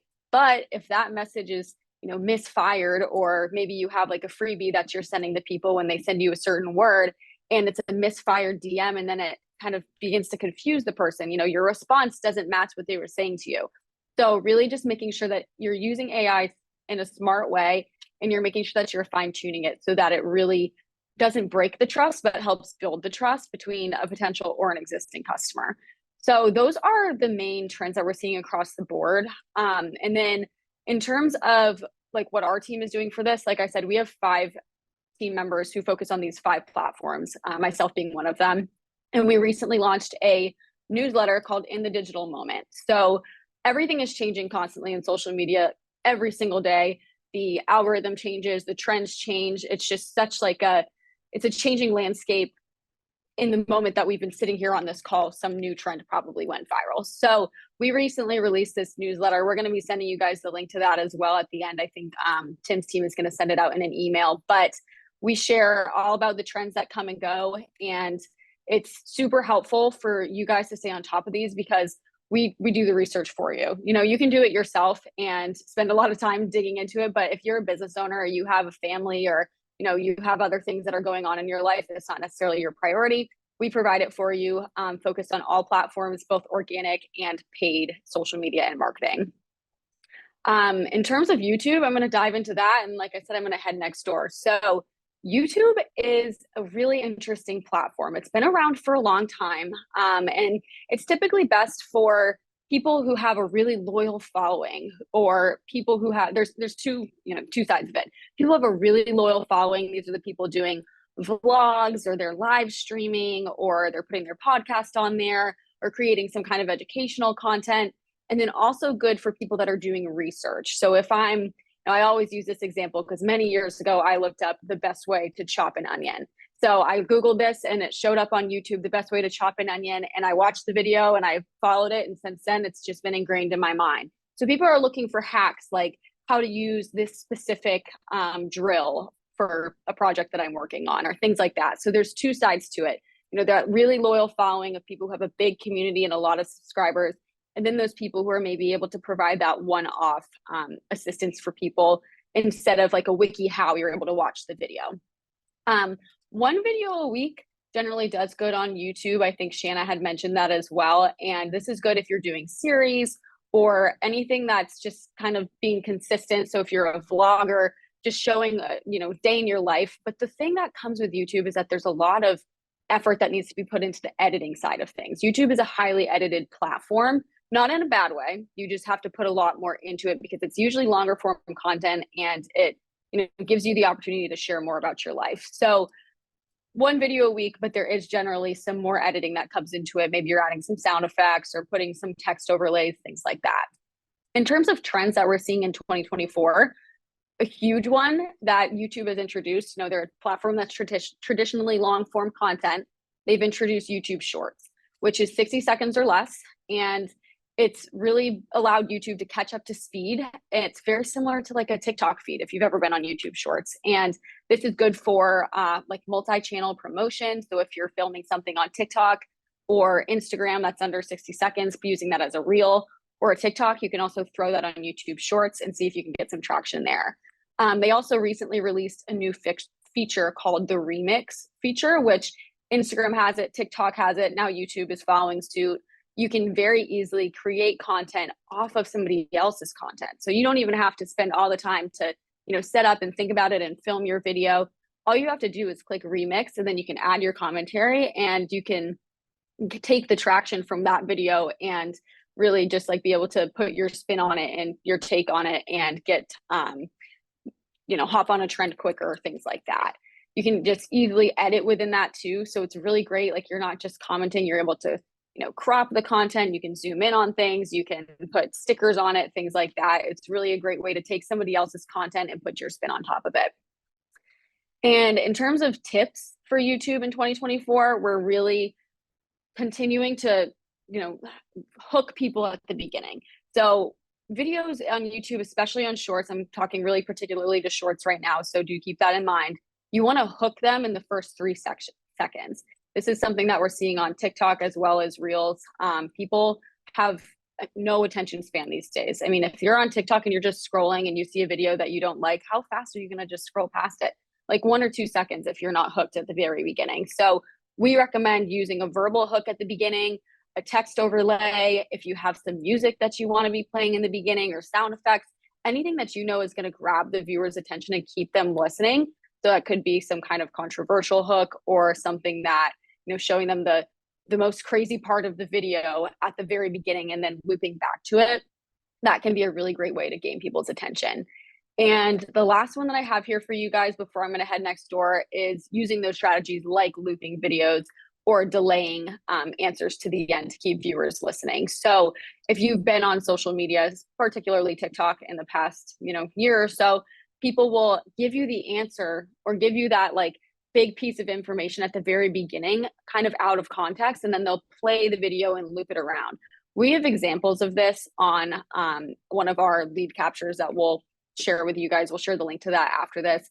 But there's a lot of different parameters that you can create videos around, and looping is a really popular one right now. So that's all I have for YouTube. We've got TikTok, Instagram, LinkedIn, and Facebook. I am going to grab my computer and head next door and see what the girls are up to. And you guys will get to hear a little bit from them. They're all super knowledgeable. We actually have a team of 11 people. We have our 6 girls here in the office, including myself and Q. This is our digital manager team here in Charleston, South Carolina. And then we have 2 videographers, and then we also have 3 virtual assistants who assist our team in content creation, website development, SEO. We have a lot of really great people on our team that have helped us to develop it. So first up here in our office, we've got all the girls. Hey, ladies. We've got Devin here, and she's going to talk about TikTok first. So Devin, I'll just let you take it away. Yeah. Hi, guys. My name's Devin. I am a digital manager here at Legacy Digital. I just started in June, and I am the TikTok expert here. So basically, one of the predictions that we have for 2024 is creating long form content that subtly weaves in your brand story. So if you all aren't already on TikTok, you really should be. It's such a great way to connect with an audience that really has no idea who you are. It's really easy, I feel like, to get your friends, your family, your community to follow you on social media, but it's really difficult to get people who have no idea who you are to back you and become loyal to your community. So more viewers will engage with the videos that feel genuine and are avoiding a hard sales pitch. So really focus on connecting authentically with your audiences who aren't familiar with you yet, and this will really help you attract your ideal customers organically. I work with a lot of my clients are consumer-based brands, so this is really good for them because you don't want to hard launch anything. So even just having the product in your videos is a great way just to get some views on it. So really, if you're wanting to grow your brand, I would definitely recommend hopping on TikTok, create an account, just start filming your day-to-day life. And someone our team loves to follow on TikTok, her name is Camille Moore. And she really talks about marketing strategies, how to succeed on TikTok, and so much more. So I would definitely recommend giving her a follow. And yeah, I hope that helps a little bit for TikTok. And hi, everyone. My name is Caitlin Garrity. I am also a digital manager. I just started in August, similar to a timeline of Devin. I am the LinkedIn expert here, but also I am the SEO and copyright strategist. So opening up our SEO department coming soon. And we have some projects in the works right now as well. In terms of things to look out for on LinkedIn, this is very much related to my SEO role. But in 2024, SEO is going to become incredibly important on LinkedIn. LinkedIn doesn't do great with e-commerce brands because people aren't going on there to sell. Rather, they're going on there to get some kind of information, to get education, to really get value in different ways other than buying and selling things. So a little tip that I can give you going into 2024 on LinkedIn is to focus on your keywords. So think about your audience. Who are you trying to reach with this post? And try to make sure that their keywords that they'd be looking up, they'd be thinking about, they'd be, looking your post for, make sure that those are in there. So for example, I have a lot of real estate investor clients. So let's say we're talking about hard money lending. I'd want to make sure the word hard money lending is in that post. And then instead of, littering your post with hashtags at the end, make sure to maybe narrow it down to 2 or 3 very niche hashtags. So again, if we're talking about hard money lending, hashtag hard money lending, hashtag hard money lending podcasts. So I really hope that helps you guys, and you can play around with hashtags and SEO in your LinkedIn moving forward into 2024. And I'm going to introduce Julia next. Hello, everyone. My name is Julia. I'm the lead digital manager here at Legacy Digital. I'm also the Instagram expert. So I oversee all of our digital managers and anyone on our team that has clients. I also have clients myself. That majority are personal brands, from new construction entrepreneurs to modular homes. So the biggest thing for Instagram right now is they are rewarding you for being in the app, whether you're posting in the app, engaging in the app, editing, all the things. And we know AI is here and it's here to stay. That's why Instagram is heavily trying to keep up on this trend. And they actually just released this new AI editing tool where essentially you can upload any picture to your Instagram story, click the little feature that it has, and you can type "put me on a beach," and it takes your picture, if that's what you uploaded, put yourself on the beach. And they've also added some template stories and something even better, where I said that Instagram is rewarding you for being an app. You actually can now, on the creator dashboard, you can earn achievements. So this can be achievements for posting a certain amount of reels on your story, or just stories in general. And there's so many different things that you can get achievements for, and that is supposed to help you with the algorithm and be pushed on the good side of it. Over encompassing though, the biggest thing, especially for personal brands in 2024, and I feel like this really can go for any platform, is being authentic and real. With AI out there, of course, it's great to help us for where we need it and just work smarter, not harder. But people, they want that real connection and authenticity. So That is, I think, my biggest tip. And we actually have a lead capture that is for how to create engaging Instagram stories that we are going to send to you. So that's what I have for Instagram.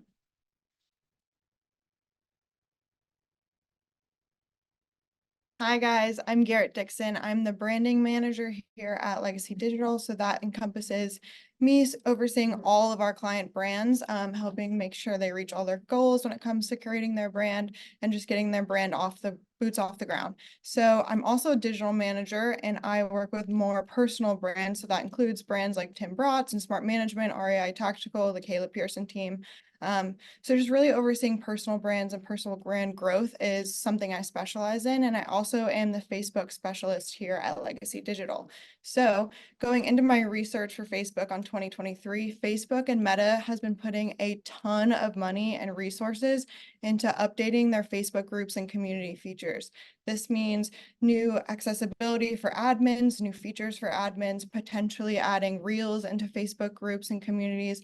So my biggest tip is if you have a business and it's applicable to your business, start a Facebook group, start engaging with your community, whether it's locally, whether it's internationally, whether it's nationally. Make a Facebook group that is not so niched that, anyone can't join it, but make sure that you're actively participating in it. Make sure you're a good community leader in it. Make sure you set clear boundaries and guidelines for your group and start getting connected in it so that when all these new features drop in the next couple months in 2024, you're ahead of the game and you can start utilizing them as soon as they're on the market. Thanks. All right. I don't know if we've been getting any questions while I've been stepped away. So I'm not sure, Tim, if you want me to stay in here, and if anybody has questions, we could answer them with the team, or if we want to hop into the next segment with the what I next think we should do is let's invite Ben and Pace on. Let's do some Q&A with them. And then if anybody wants to stick around and has specific questions about any of the other platforms and some of the things that you guys hit on, maybe write those down and we'll come back at like noon for anybody who can give it a little more time. We can stick around, do some additional Q&A then, if that's okay. But I want to be respectful to Ben and Pace's time. So cool. Thank you guys so much for doing that. And thank the girls as well. And we'll loop them back in about 30 minutes. But what I'd love to do is highlight Ben and Pace and introduce them. So Ben Azadi is a nutrition and health expert. I've worked with Ben personally with my family and hired him for a lot of coaching and a lot of insights, and made some drastic changes in my life and in my family's life by implementing a lot of the things that Ben had shared regarding how to just, live a little bit cleaner, right? He sent me a message saying, "Hey man, it's good to see you with wired headphones, EMF free, like all that stuff." So a lot of things. Everything from water filters on the house to the kinds of foods that we're eating to the minerals and things that we put in our water and all this other jazz. So tons of great insights. And I've known Ben for probably like 6-7 years or something like that now. And have seen him skyrocket and have this unbelievable growth on the social media side of things. It's been amazing and really inspiring to see. And again, different industry than what Shanna and Jenny were talking about. He's more nutrition based and can lean in a little bit heavier on that. So I'm excited to talk to him, ask him a few questions.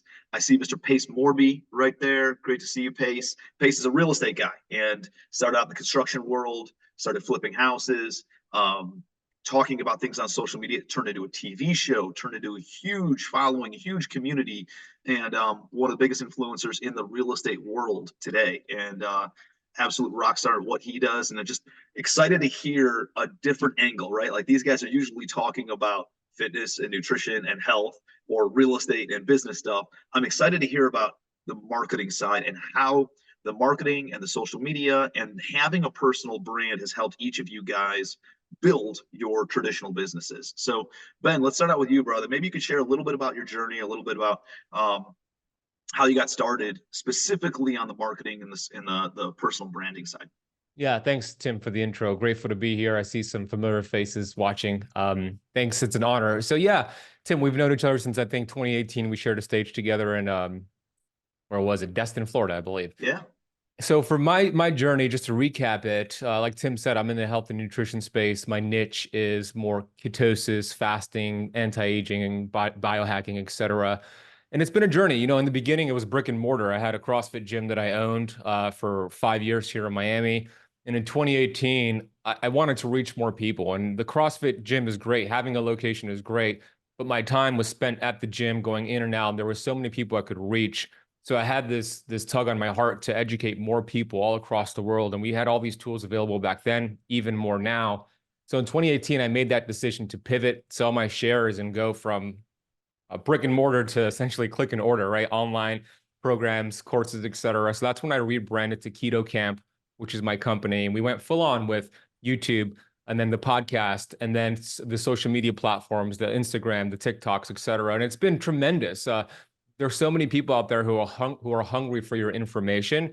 And with social media, it's just super cool. Like last week, we did a 5-day keto challenge, and I had people in Japan, Jerusalem, the UK, all across the world. And I'm here in Miami in my office, just like hanging out for 2 hours, and I get to reach the world. I could have never done that at my CrossFit gym. So it's amazing the tools that we have these days. You were just speaking about AI and the cool things you can do with that. But what it's done for my branding and the message has been tremendous. I have courses that people enroll into, monthly memberships. The YouTube channel has grown. It's a great way to just get your message to the masses and make a bigger impact. And of course, the income and all the amazing things come as a result of people understanding your message or hearing about your message, because we all know that it's not the best product on the market that wins. It's the product that people know about. But what if you had the best and people know about your product? And that's why I'm super excited to be a part of this panel and talk about some of the strategies that I utilized. Love that, man. Yeah, and dude, that's such a good point because Robert Kiyosaki has a story where he wrote Rich Dad Poor Dad, and he was speaking at a conference. Somebody came up to him at the end. She said, "Oh my gosh, I'm an English major. It's so amazing to meet you, to meet a best-selling author. Shake your hand. Please tell me, how did you become a best-selling author? Where'd you learn to write? Where'd you do?" He goes, "Whoa, pause, pump the brakes for a second." He goes, "I'm a best-selling author. I'm not a best writing author." But he's a bestseller because he understands the world of marketing and the world of packaging and understanding how to deliver his message. And he's got a great message too. So to your point, Ben, if you have both of those things, if you can convey the message and you have a great product service offering with it, it makes it that much better. But you can have the best in the world and not, the best in the world service or product, but if nobody knows about it, nobody's going to buy it, right? So it's important. You owe it to yourself. You owe it to the world to be a good marketer and to be talking about these things. So I think that's a great point. Thank you. Yeah. Pace Morby. Hey, brother. I'd love to have you share a little bit about your marketing journey, man. You've had a hockey stick of success of people understanding who you are, what you have going on over the past few years, and talk about how did that all happen? How did it start? How did people start becoming aware of who you are, and how did you lean into that? And let's dive into some of that. Yeah, the hockey stick moment for me was when I realized a camera was not a camera, but a camera is a clone creator. When I realized that, and I started utilizing that energy, I wish I could tell and convince everybody to do this, but it's the craziest thing. People will go start a hamburger business and they'll make sure they have a sign on the door, a billboard, somebody swinging a little sign out on their corner. Like they'll do all of those marketing mechanisms like it's 1951. But when you tell somebody that owns a business today, hey, the version of a sign spinner and a billboard and a sign on your door is social media in 2024, for some reason, people just go brain dead. And I think it's because it is very, very new. Like relatively, it's very new. And so people are just overwhelmed by it. But I would tell you that all that social media really is a clone creator to go out and do the work for you. I don't use social media to work less. I'm very different. I use social media to work more on the things that I want to work on. So some people are like, oh, I want to kick back and relax. I do not. I want to die of a heart attack. I want to die of a heart attack. I am just a different person, right? So understand who you are and what lane you're in. But here's where my journey started. When you start doing real estate deals or anything in your business, does not matter what your business is, cutting hair, right? Being a barber. Like if you're a barber and you're not using social media, think about having a podcast where you get clients that are just badass people that you interview while you're cutting their hair. think about how much more business you would do as a barber if people are like, oh, I want to sit in that chair. That's cool. I could do that. There's so many ways to utilize social media by talking about what you do. So when you start becoming successful at that thing, what happens is people also trying to do that thing, real estate for me, same thing with Tim, is they start DMing you, start messaging you, and they say, hey, can you teach me how to do this? So here's how my journey started. I was a contractor and I knew that it was 2013, 14. I knew social media was a really great way for me to show my before and my afters, like a backsplash or a new roof, or here's an addition we put on somebody's house. And then I get a call from a company called Open Door. If you guys don't know who Open Door is, they are one of the largest home buyers in the nation. They called me up. I was their first contractor. And I said, how did you find me? And they go, we just went on Instagram and typed in #Arizona contractor. And they found me. I made $2 million that year working for Open Door. They paid more than anybody else. They paid on time. It was unbelievable. And I saw the evidence. I saw the seed I planted and I saw the fruit that it provided. And I said, I'm just going to double down on that. That's amazing. Like I didn't have to go do a bid or convince them or go to a networking thing to try and do a thing. I didn't even have to spend any freaking money. Like, are you kidding me? I'm going in magazines and doing all these old antiquated activities. And it was one backsplash photo that I actually put the hashtag of AZ contracting and that they found me. Okay, evidence. Second, you have evidence, something works, double down and triple down on it. So I started talking more about what I was doing. My first 2 employees were these 2 guys right here, my 2 thumbs. The best 2 employees I've ever had in my life are my own 2 thumbs, just posting my own stuff, capturing my own stuff, doing my own stories. Then what I did is I said, man, this is fun. I'm addicted to the emotional income that I get from helping people in their journey and trying to do what I'm doing. And at this time now I'm fixing and flipping, I'm buying and holding, I'm putting stuff in my portfolio, and I'm talking about my challenges and my struggles. I took the Clint Eastwood strategy. Clint Eastwood strategy is talking about the good, the bad, and the ugly. And most people want to be perfectly, glamorized and look perfect. And the angle's this. I watch other social media people. Guys, my businesses made $120 million last year. Okay. I look like shit on social media. You do not need to look amazing. You do not need to look polished. You do not need to have everything buttoned up and the perfect brand and all that kind of stuff. You just need to do the thing. Okay. And what I started doing is I hope you took a note on that, right? There's a reason why I had a bunch of beautiful girls at the beginning, and then me with a big nose and receding hairline and these guys on here. So that way you understand you don't have to have a certain look. You just need to be providing value. That's the key here, right? Yeah. And what I did is I showed people what I was doing. I was very transparent, like, hey, this is my challenge. Here's my problem. Here's my struggle. Oh my gosh, I had to let an employee go. And I just talked about it. And I got good at storytelling. I got good at also getting feedback.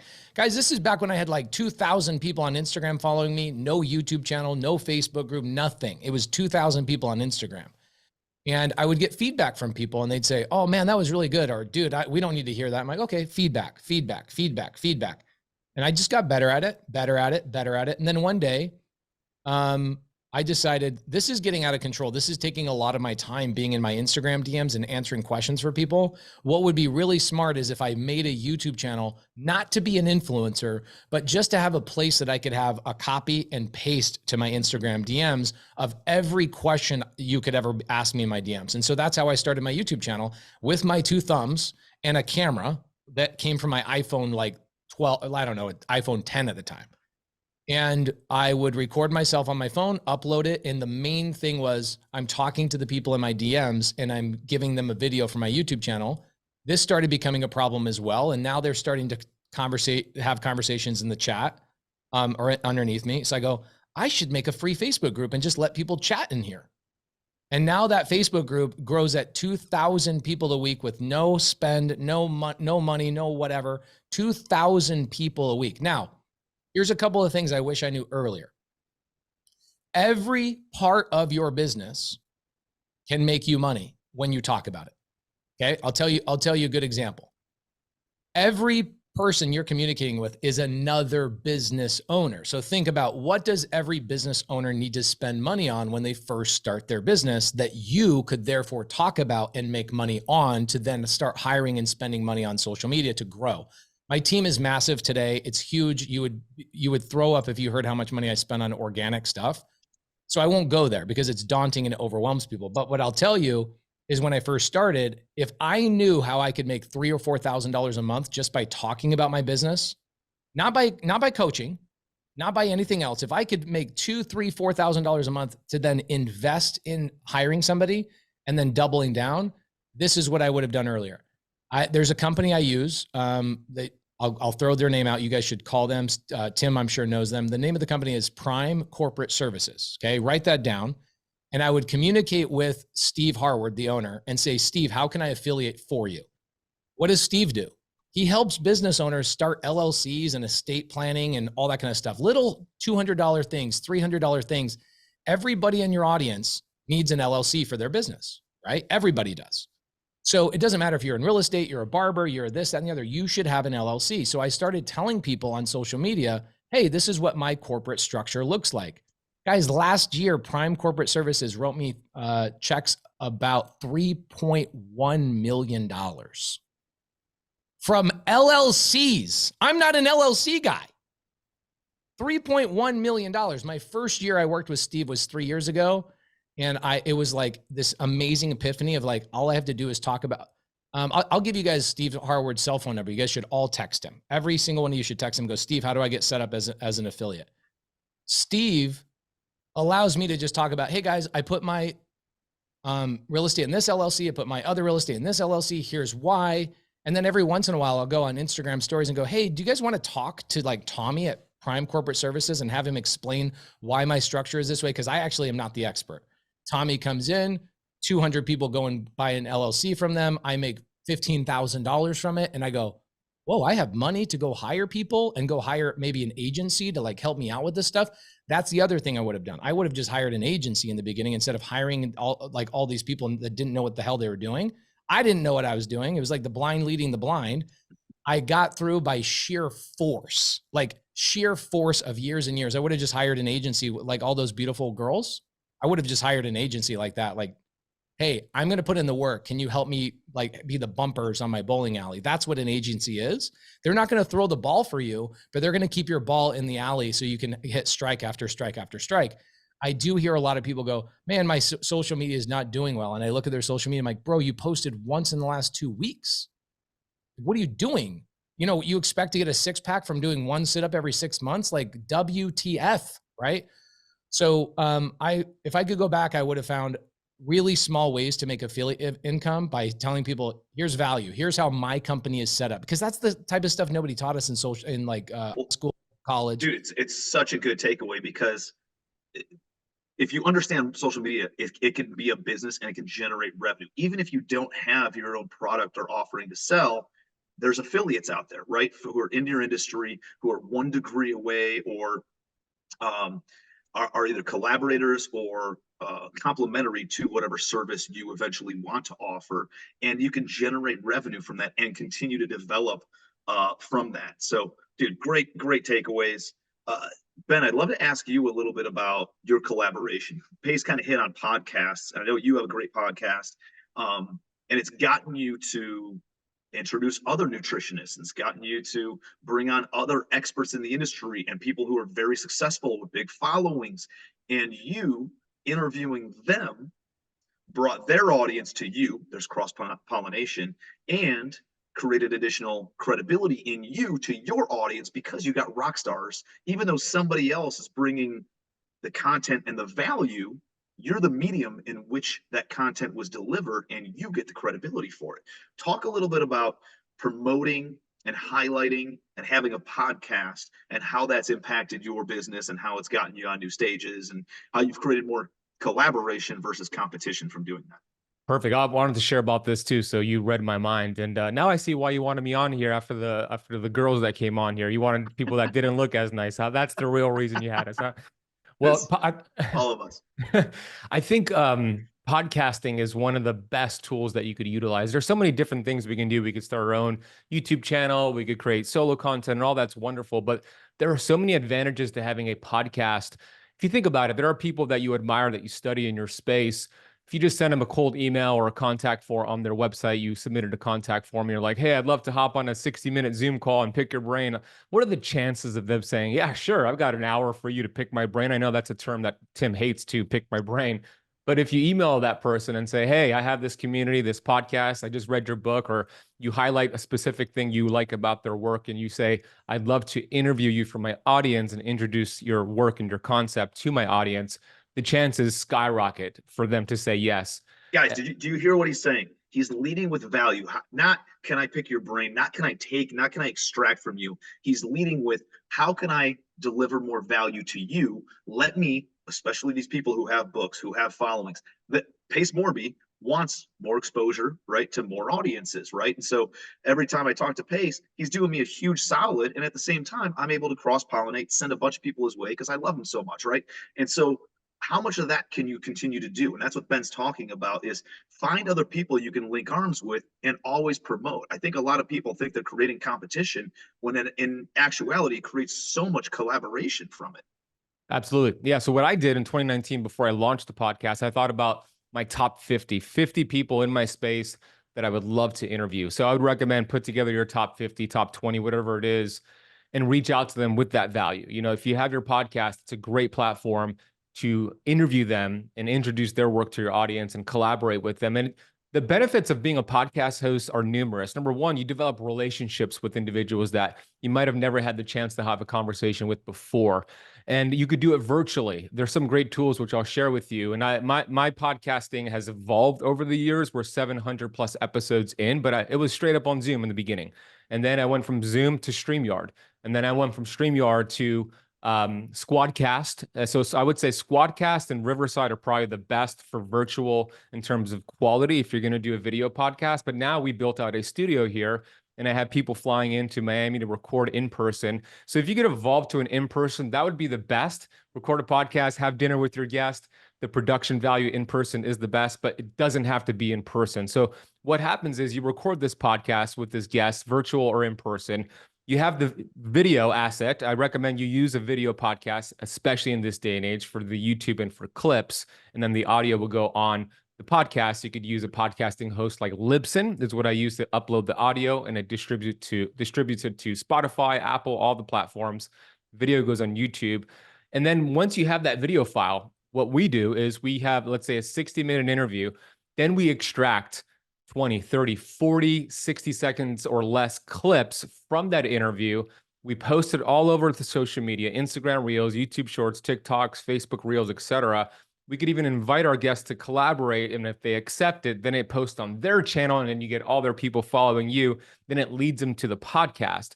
So I used to hire actually an agency to get those clips, and it was costing me about $5,000 a month to get enough clips that I wanted. But I actually found a AI software called video.ai. I have no affiliation to them, but my team has been using them, where you upload the full video and then it extracts as many clips as possible that they think performs well. And you could add the transcriptions, you could change the camera angle. So it's super cool. There's so many ways to do it. So podcasting, so many benefits. Excuse me, so many benefits. And I could go on and on about how to do it, but those are some tactical things that I think make a big difference. And I think you bring up some really good points about batching your time also, right? Where I think people think they have to post every single day, but that doesn't mean you have to create the content every single day, right? When I film on Wednesdays, and we film from essentially somewhere between 8 o'clock to 2 p.m., right? Because I drop the kids off in the morning, I go and film, and I go and pick my kids up from school every Wednesday, and that's how my Wednesday schedule is. We don't film that entire time, but let's say we film for 3 hours, 2 hours, 4 hours every Wednesday. That creates enough content for pretty much a month's worth of additional content that we can continue to drop out as monthly, weekly videos on YouTube. And then we can take those videos, cut them up, carve them up exactly as you're saying, Ben, and then drop them as daily pieces that then lead to YouTube, but we cross-pollinate and all the other stuff. But it doesn't have to be this totally time-consuming, all-in type thing. You can have Like you're using it with your internal team. I know Pace has an internal team, and he's used third party vendors and agencies to do this stuff. Like that exists where you can sit down, film once, and sometimes if you film for an entire day or two, you can create 2 or 3 months worth of content, not have to think about it again. So that way you're in the frame of mind of just creating content for a couple of days.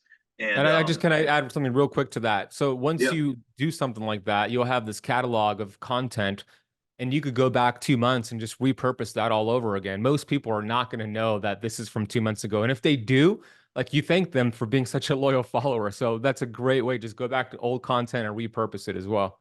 For sure, man. Add a new intro, add a new outro, or just add a different tagline, add a different subject line, and recycle it. Because one, you've got new followers. Two, you're thinking that, oh, I already talked about that, and so I can't talk about that again. No, that means you're assuming somebody logged in that day, watched that video, the algorithm showed them your account, right? Like all these things where you can absolutely talk about a lot of the same things over and over and over again. So I think that's a great point. The other thing that Pace brought up was this is a great way to create content. A lot of times people have it in their head where they have to come up with new things to talk about. I didn't know what to talk about once. And so I asked my audience, what are things that you guys want to know about regarding apartments? And I got all these questions. And then I went and took their questions and I recorded answers to those questions and created content around it, you know? So that's what Pace did with all the Q&A that he got in his inbox, and then created content around it. So powerful, powerful stuff. Pace.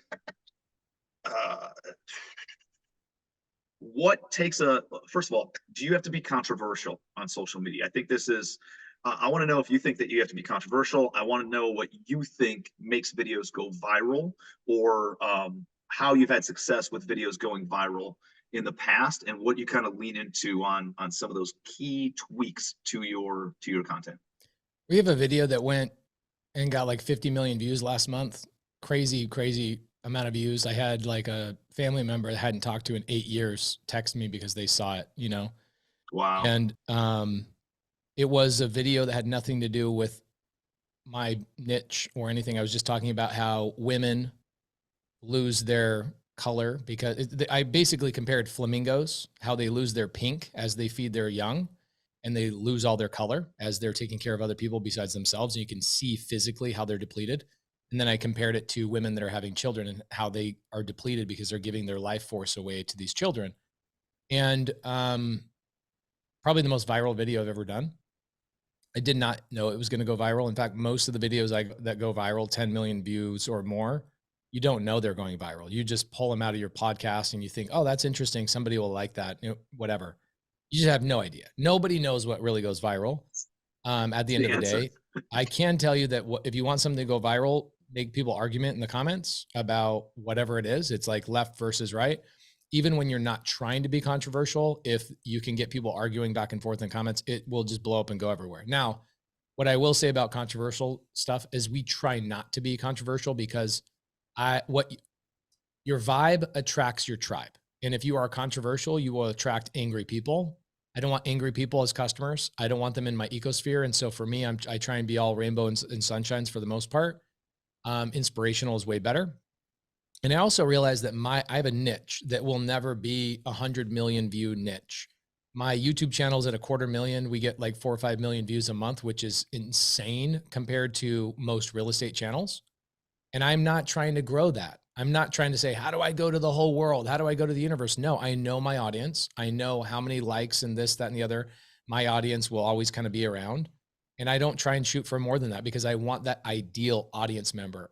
When we got a TV show, I got a TV show from A&E. My paycheck says Disney on it every month. My YouTube channel had 5,000 subscribers. So you don't have to have a massive following to make a lot of money and make a big impact. You just need the right client. I would rather have 5 of the right client than 5,000 of the wrong client. So I would think about it that way. You know, like for Ben, if you're doing CrossFit, it's like you want to talk to the CrossFit world or somebody who's thinking about maybe CrossFit could change my life, rather than somebody who's like, absolutely not. I'm a bodybuilder. Why would I do CrossFit or whatever it is, right? You want to speak directly to your audience as much as you possibly can. Don't look at views. Don't look at likes. Don't look at those types of things as a measurement of success. Look at whether your customer is doing business with you at the end of the day. So good. Great takeaway, man. All right, so I want to be respectful of your guys' time, and I know I only asked for 30 minutes of it. You guys have been absolutely gracious. The girls that were on before, Jenny and Shanna, I asked and closed out. I said, hey, if you had to give a master class on social media in 2 minutes, what would be the most important points that you would want to convey to somebody, so that way they can have the highest chance of success implementing that, actionable steps that they could implement today in order to start growing their social media and growing their personal brand? What would that look like for you, Ben? Yeah, that's easy for me. You got to love what you're talking about. If you hate it, if you don't enjoy it, you're not going to get good at it. You're not going to get great at it. When you are on purpose with your purpose, creativity comes, commitment comes. You're not just interested in getting the message out there, you're committed. And there's a big difference between the two. In the absence of clearly defined goals, we become strangely loyal to performing daily trivia until ultimately we become enslaved by it. So if you're clearly defined on those goals, you love what you do, your values, then there's no time for daily trivia. You're going to get all the energy you need. You're going to create that energy that's within you. You don't have to have caffeine to give you an energy bump, a Red Bull, whatever it is. Like, you're going to manifest that energy because you love what you're talking about. So make sure you love what you teach. I love what I teach. I'm lit up about it every day. I don't need to find the energy. What motivates and inspires me is knowing that if I don't get my message out there, people end up getting diabetes and cancer. They get their foot chopped off. They get on this medication. So I'm clear on my purpose, and that's what gives me energy. So once you're clear on yours, that's all you need.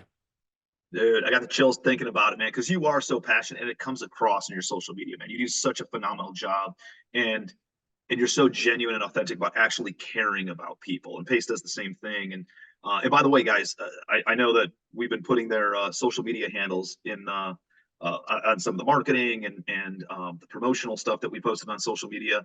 But make sure you're following both these guys. Again, one, their content is amazing, and secondly, they lead with a ton of value, and you're going to get a ton of value from it. But you can also duplicate the kinds of things that they're talking about, or the kind of style that they have of seeing what works for them and what you can implement on your own social channels and in your own personal branding. So great takeaway, Ben. Really appreciate it, brother. Pace.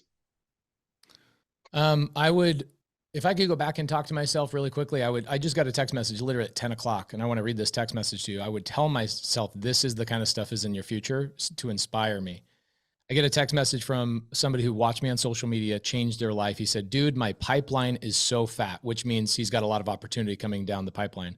I have a handful of team members now that already want this so badly to change their lives.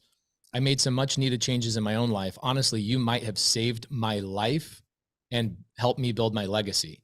I can't wait to tell you about it one day. I love you.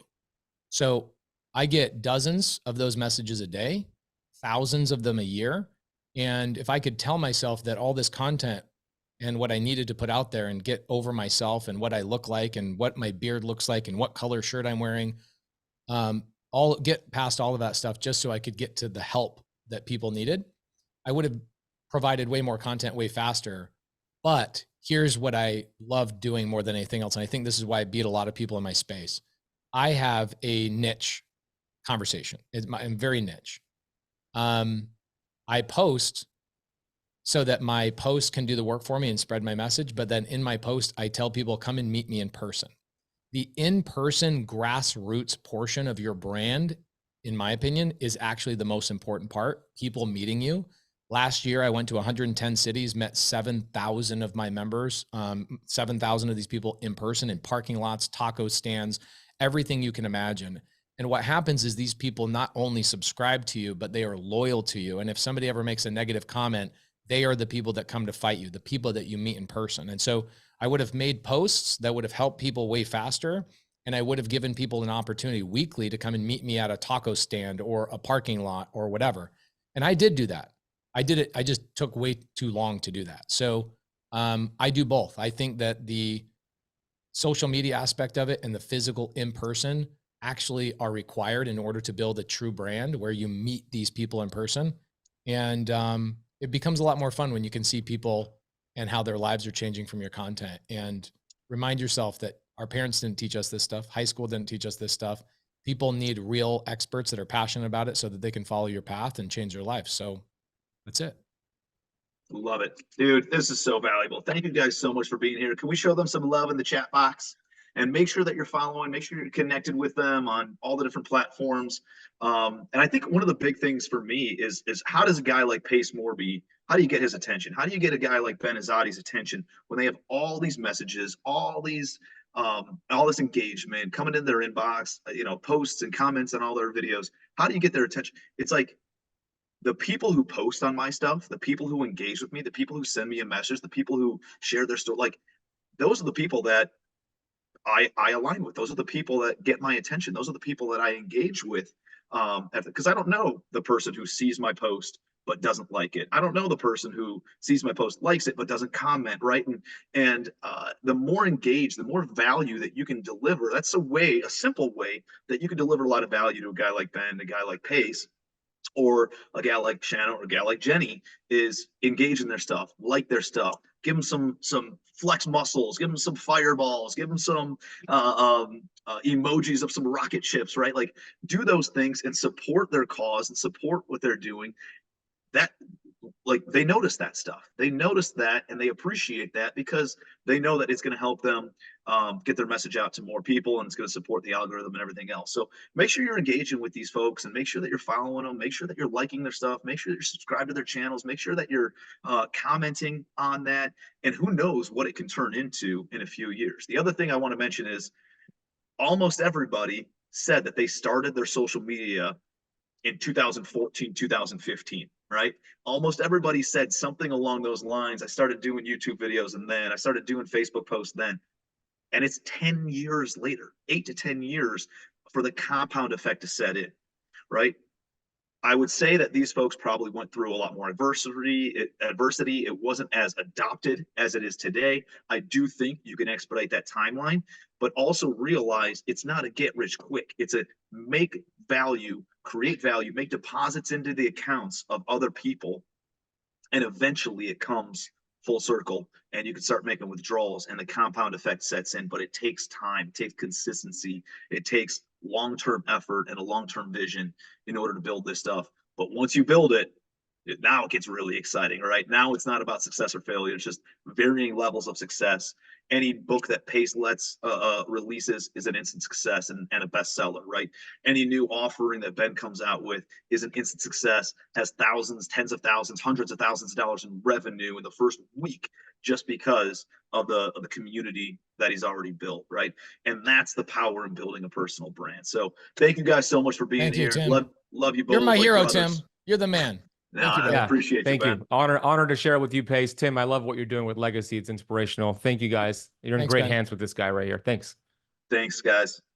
So great guys. And so everybody on here has been amazing and a ton of value. So hopefully you guys got some good takeaways. Hopefully you got some good nuggets. Hopefully you got some tangible things that you can go and implement. And what I think I'd love to do is just kind of give it another 5-10 minutes. And for anybody who has to fall off, that's totally understandable. And but I'd love to open it up for some Q&A for Abby and the Legacy Digital team for any specific tactical, tangible, technical things that you want to implement or questions that you have that they can answer for you and give you some direct consulting and strategy at no cost. So that way you can start getting on this path of building your own personal brand and set you up for some success. So Abby, if you want to share maybe for 2-3 minutes about what Legacy Digital does and some of the services that you guys have to offer, I think that's good. And while she's talking about that, anybody who has comments, put that into the chat box and we can address those in a couple minutes. Of course. Yeah. So like I said at the beginning, Legacy Digital is a social media content creation and branding company. That's where we got our start with organic social. And since in this past year of business, so this past, January 1st was our first year in business as Legacy Digital. Now that we've hit that point, we have started to expand our offerings. So we do a lot more than just social media now. And we do think that it's important to have all those aspects of your strategy, but organic social is where it really all has to start. Like I said, it's your digital business card. It's the first place that you should really be pouring your efforts into. So we have our primary offering, which is called the Brander.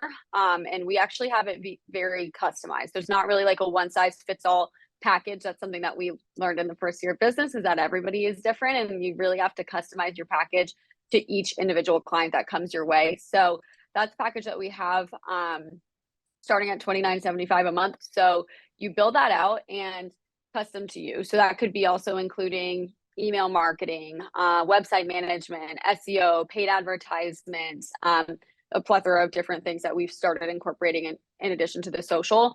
But what we do with that process is we'll bring you in and we have a really intense branding, personal branding. If you are a personal brand, and if it's a business, then we do a version of our personal branding for the business.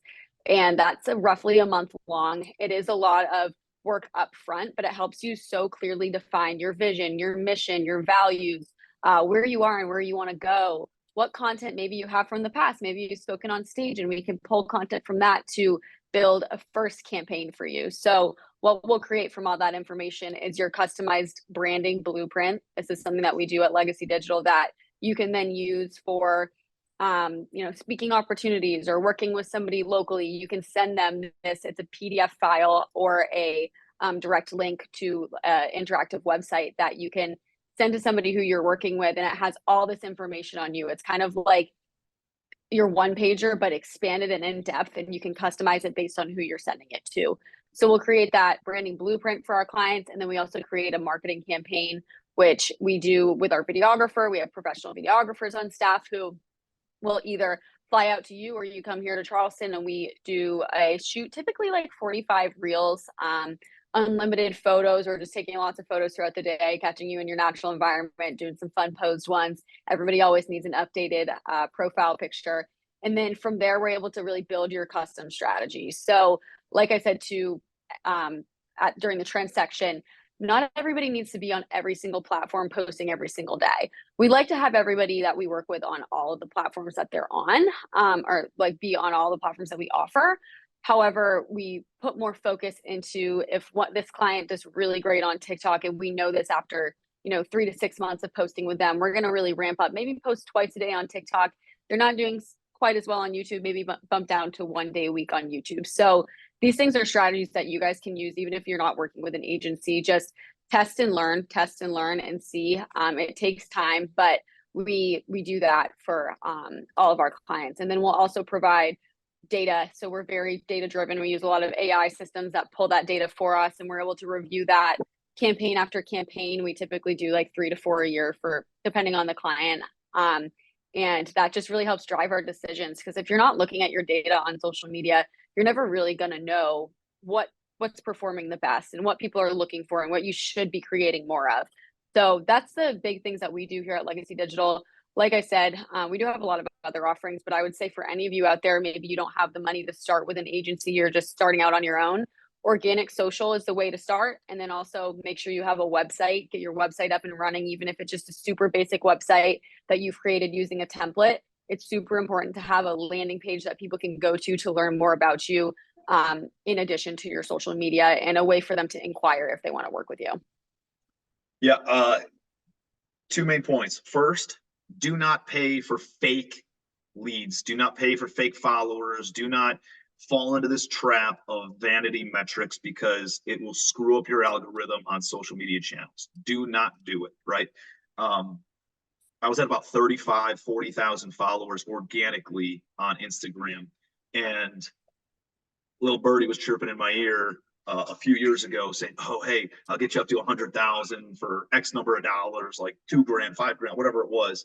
And I do believe, there's some people that look at your social media and they see you got 100,000 followers and there's instant credibility, but then it screws up all the engagement, right? It screws up all the clicks and the follows and the likes and the comments and everything else. And the quality people don't ever see your messaging. And so it doesn't really help.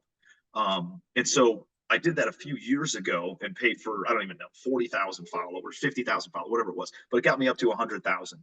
And it's messed up like you guys can go to my Instagram and see how much it's messed up my engagement on Instagram because of that. So we've been working for the past 2 years now to swap out the fake and followers, get people to unfollow on that side and swap in new followers. So it's gotten much, much better, where it's only at like, I think I'm at around 90,000 followers, and there's still about 15% of them are fake, but I've gotten majority of them out, right? We're at 75,000 real followers now, but it's been 2 years of constant effort and a total pain in the ass, where I would have preferred.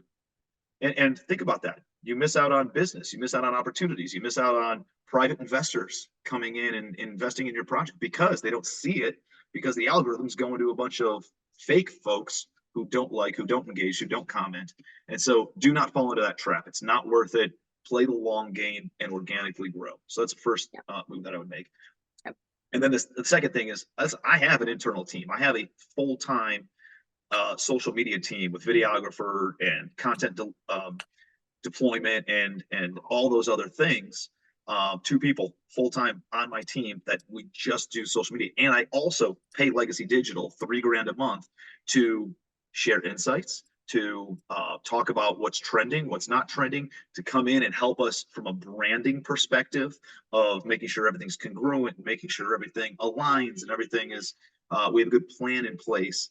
And also they help out with a whole bunch of the other stuff. So whether you have it outside or internally or whatever that looks like I can assure you, you cannot hire somebody for $3,000 a month to do your social media if you want to do that. So the best bet is finding an agency like Legacy Digital and realizing that they can help you get to that point. And even after I got to that point, I still pay them on a monthly basis because they bring additional value to me and my team. So reach out to them, and depending if you're more or less or whatever, they have a bunch of different customized packages that they can connect with you guys on. So all good there. Yeah. And I loved what Pace said too, what Pace said about, the agency can be the bumpers, keeping the ball in the alley. That I might have to steal that. I might start using that because it's so true. Just that concept of we're keeping you on track. We have clients who come to us, they have so many amazing ideas and they just don't know where to put them all. And you sit down with us and we'll tell you exactly, things change, but we're going to give you a projected strategy for all of your marketing efforts, including social media. And if you want to do SEO, if you want to do a website build, you want to have a podcast, do all these things, we'll give you that roadmap of where to take it so that you're not just overwhelmed spending, 20 additional hours on social media a week. We're here to help you with that. So don't ever feel like, regardless of your price point, whether you've been at it for a while and it's not working or you just are starting out, there's always somebody there to help you. And with Legacy Digital, we want to be those people to help you. We have an incredibly strong team. You met our girls earlier. Then we have the videographers, and we also have some really awesome virtual assistants who we have really helped train to be huge, valuable assets to our team. So yeah, definitely looked into the agency route if you're looking to really stay on track and have that more lasered vision with your social media efforts. Well, I keep on going back to this, find the who to do the how, find the who to do the what. Exactly. And in my world, the one thing about entrepreneurs, we are consistently inconsistent, right? If there's one thing we're consistent with, it's being inconsistent, being all over the board. But social media is one of those things you have to be consistent on. And so I knew that I wasn't going to be consistent on it. So I found the who to be consistent for me. I found the who that I could staff this out to, so that way they can make sure that it gets posted on a daily basis. They can make sure that engagement and they're commenting on other people's stuff and being able to cross-pollinate that way, right? They're helping out with getting the blue check mark next to your name on the different platforms. They're helping out with all those different kind of things to increase your credibility and increase your influence on there. And so it's been a huge blessing to work with you guys.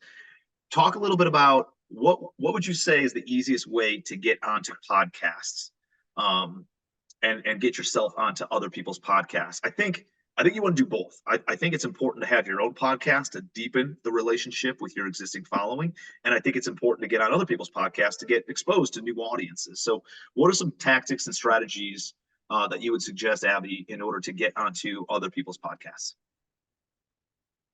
Yeah. So the first thing I would say is definitely look inward, look at your community that you're already in. I know with Tim's group, the Legacy Family, we have tons and tons of people who are doing podcasts. So whenever one of our clients who maybe is a Legacy family member is like, well, I have this podcast, I just, I'm having trouble finding people to interview, I just don't have a strong list. We always tell them, reach out, post in your groups that you're in, see if there are other people with podcasts, because a lot of the time it's, you scratch my back, I scratch yours. You'll go on my podcast, I'll go on yours. So that's a really great way to look within your existing community. And then outside of that, you can start on social media engaging with other people who have podcasts. If it's somebody that is in the same space as you, or there may be somebody that you're interested in interviewing because of what they're working on or their viewpoint, even if it's not directly related to what you're doing, start reaching out to them, engaging, building that relationship. It's all very much a long-term play with that as well. Like if you need to build those relationships with people, they're not just going to want to, throw you a bone all the time and join your podcast with having no information about who you are, what you do, what you're all about. So just creating that relationship with them is definitely the first place to start, outside of your circle that you already have in terms of getting on other people's podcasts. Make sure you're inside of a community. And by the way, anybody who wants to come to Charleston and want to be on my podcast, I'd invite you. If you have a business and you're scaling it and you want to share your story, I'd love to have you out. I have a podcast called Spilling the Beans. It's essentially talking about the entrepreneurial journey, key takeaways, strategies in marketing and in sales and finance, accounting, team building, human resources, operations, personal finance, real estate, business, whatever. Would love to interview you guys and have you, but we only film in person. So come to Charleston and would love to invite you right there, right? And then what you could do is say, hey, I was on Tim Bratz's podcast. Here's a replay of it. And you can shoot it out to the different other podcasts that you want to get on, or either a clip of it or the full thing. And then they can see the amount of value that you bring. And so that's what I would do. I'd look at your, like Abby said, look at your community, see how many podcasts you get on. And then once you get on a few who are known in your industry or some big names, like I was on Brad Lee's podcast. And so I'm able to share that podcast with other people whose podcasts I want to be on, where it gives me instant credibility because I was on Brad Lee's podcast and I was on Pace Morby's podcast and I was on Steve Trang's podcast and I was on Carlos Reyes's podcast and all these other, and then it creates this compound, this snowball effect of credibility to get you on even more,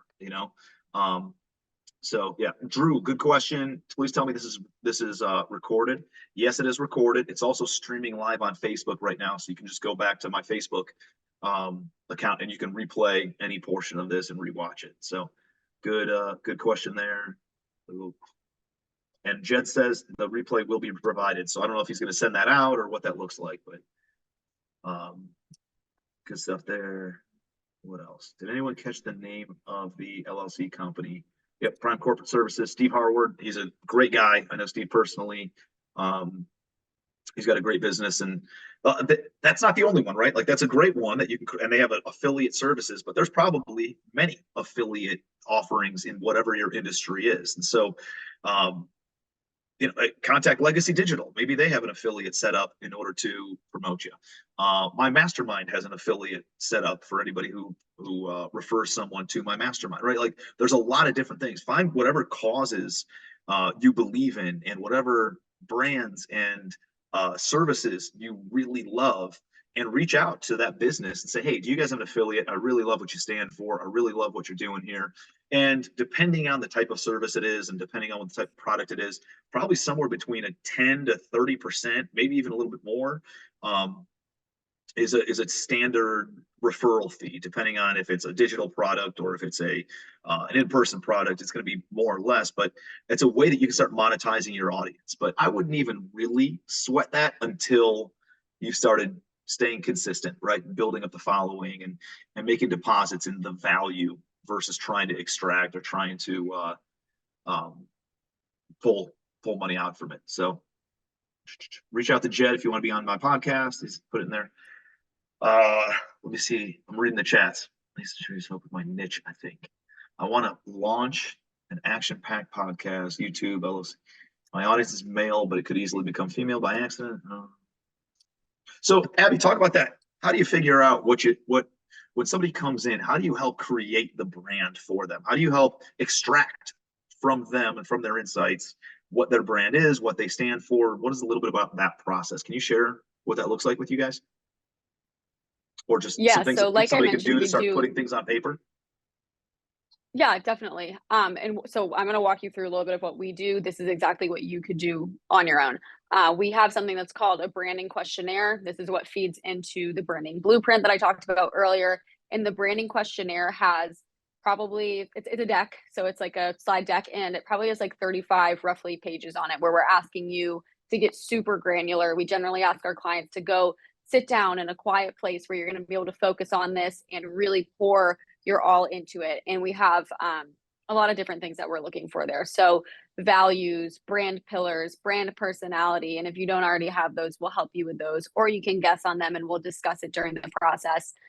We ask you about personal vows and your business vows. So these are the things that you vow to do for yourself in the day-to-day. So a personal vow that you could have would be that you want to, in this case of Blair's question, you vow to educate on 80% of the facts of, or 80% of all suicides are male. And you vow to bring light to that, underrepresented fact. I think a lot of people don't necessarily know that. So there's a lot of components of that. Like I said, business vows, personal vows. We get even more granular with it. Tell us about the top 5 books that you read. That's a content idea. If you think about the top 5 books that you read in 2023, or if you haven't read 5 books in 2023, maybe the top 5 over your entire life, you can talk about those, write those down, start thinking about how those books made you feel, the way that those books were able to propel you in a certain direction. Same thing with podcasts.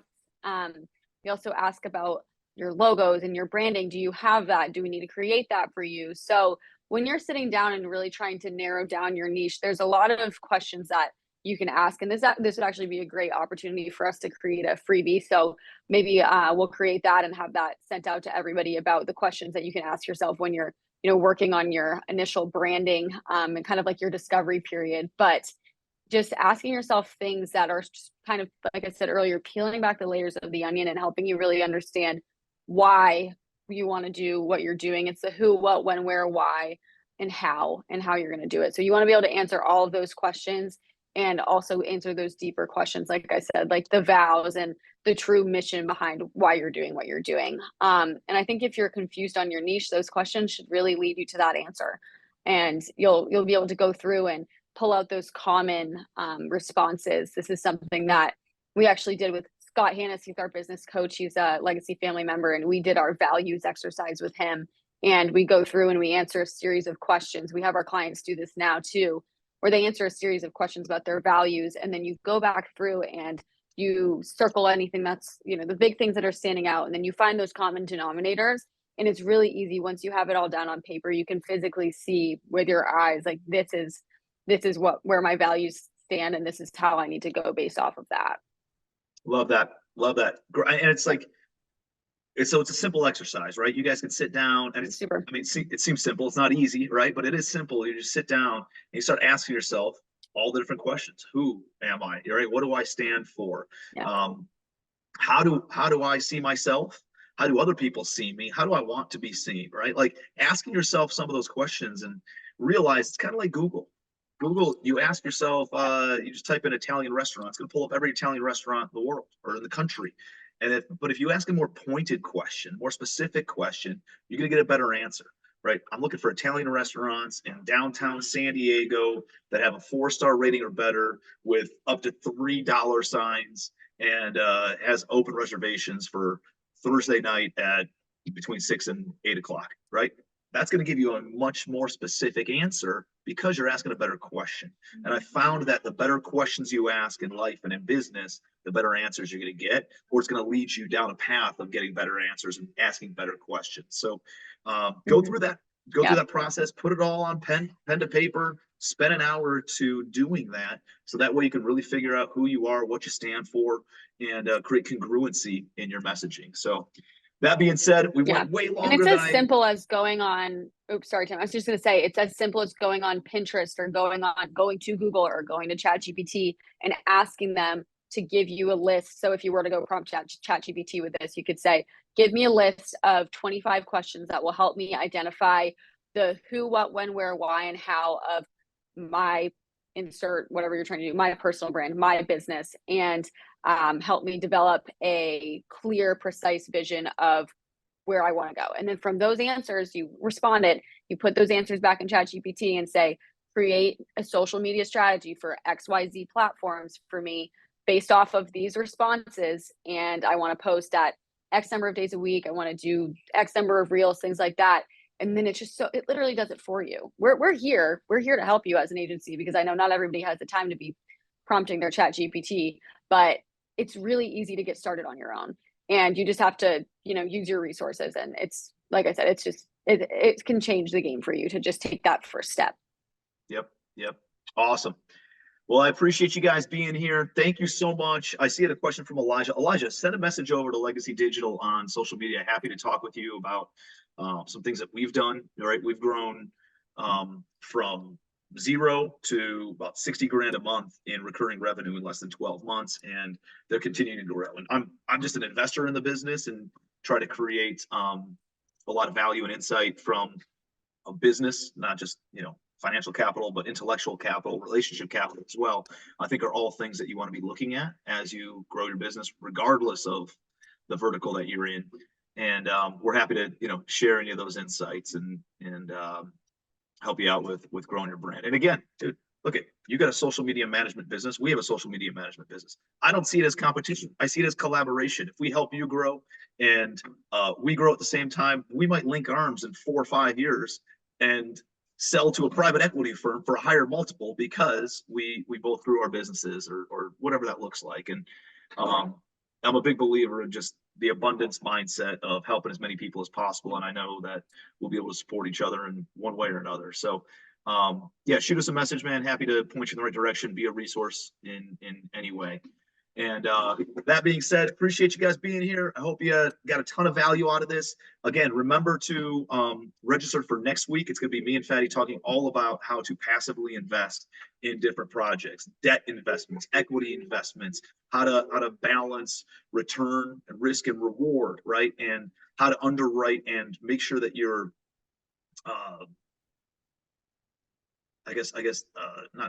not underwrite deals, but I guess underwrite deals, we're gonna be talking about that, but also do some background and understand who you're investing with, what their values are, and making sure that they're gonna do the right thing if and when business goes south. Because I think a lot of people invest and they're in business and they think they're always gonna get a W. And the reality is, even championship teams, as you're watching the playoffs for football and basketball, championship teams still get L's once in a while, right? It's not all W's all the time, and you need to understand that that's going to be part of investing as well. And so talking about how do you limit the L's, how do you increase the W's, and overall win. We're going to be talking a lot about all those things. So be here next week, 10 to 12 Eastern time, and just make sure you register at the same place that you registered for this on our website. So appreciate y'all. Have an awesome weekend. Be safe. Be your best.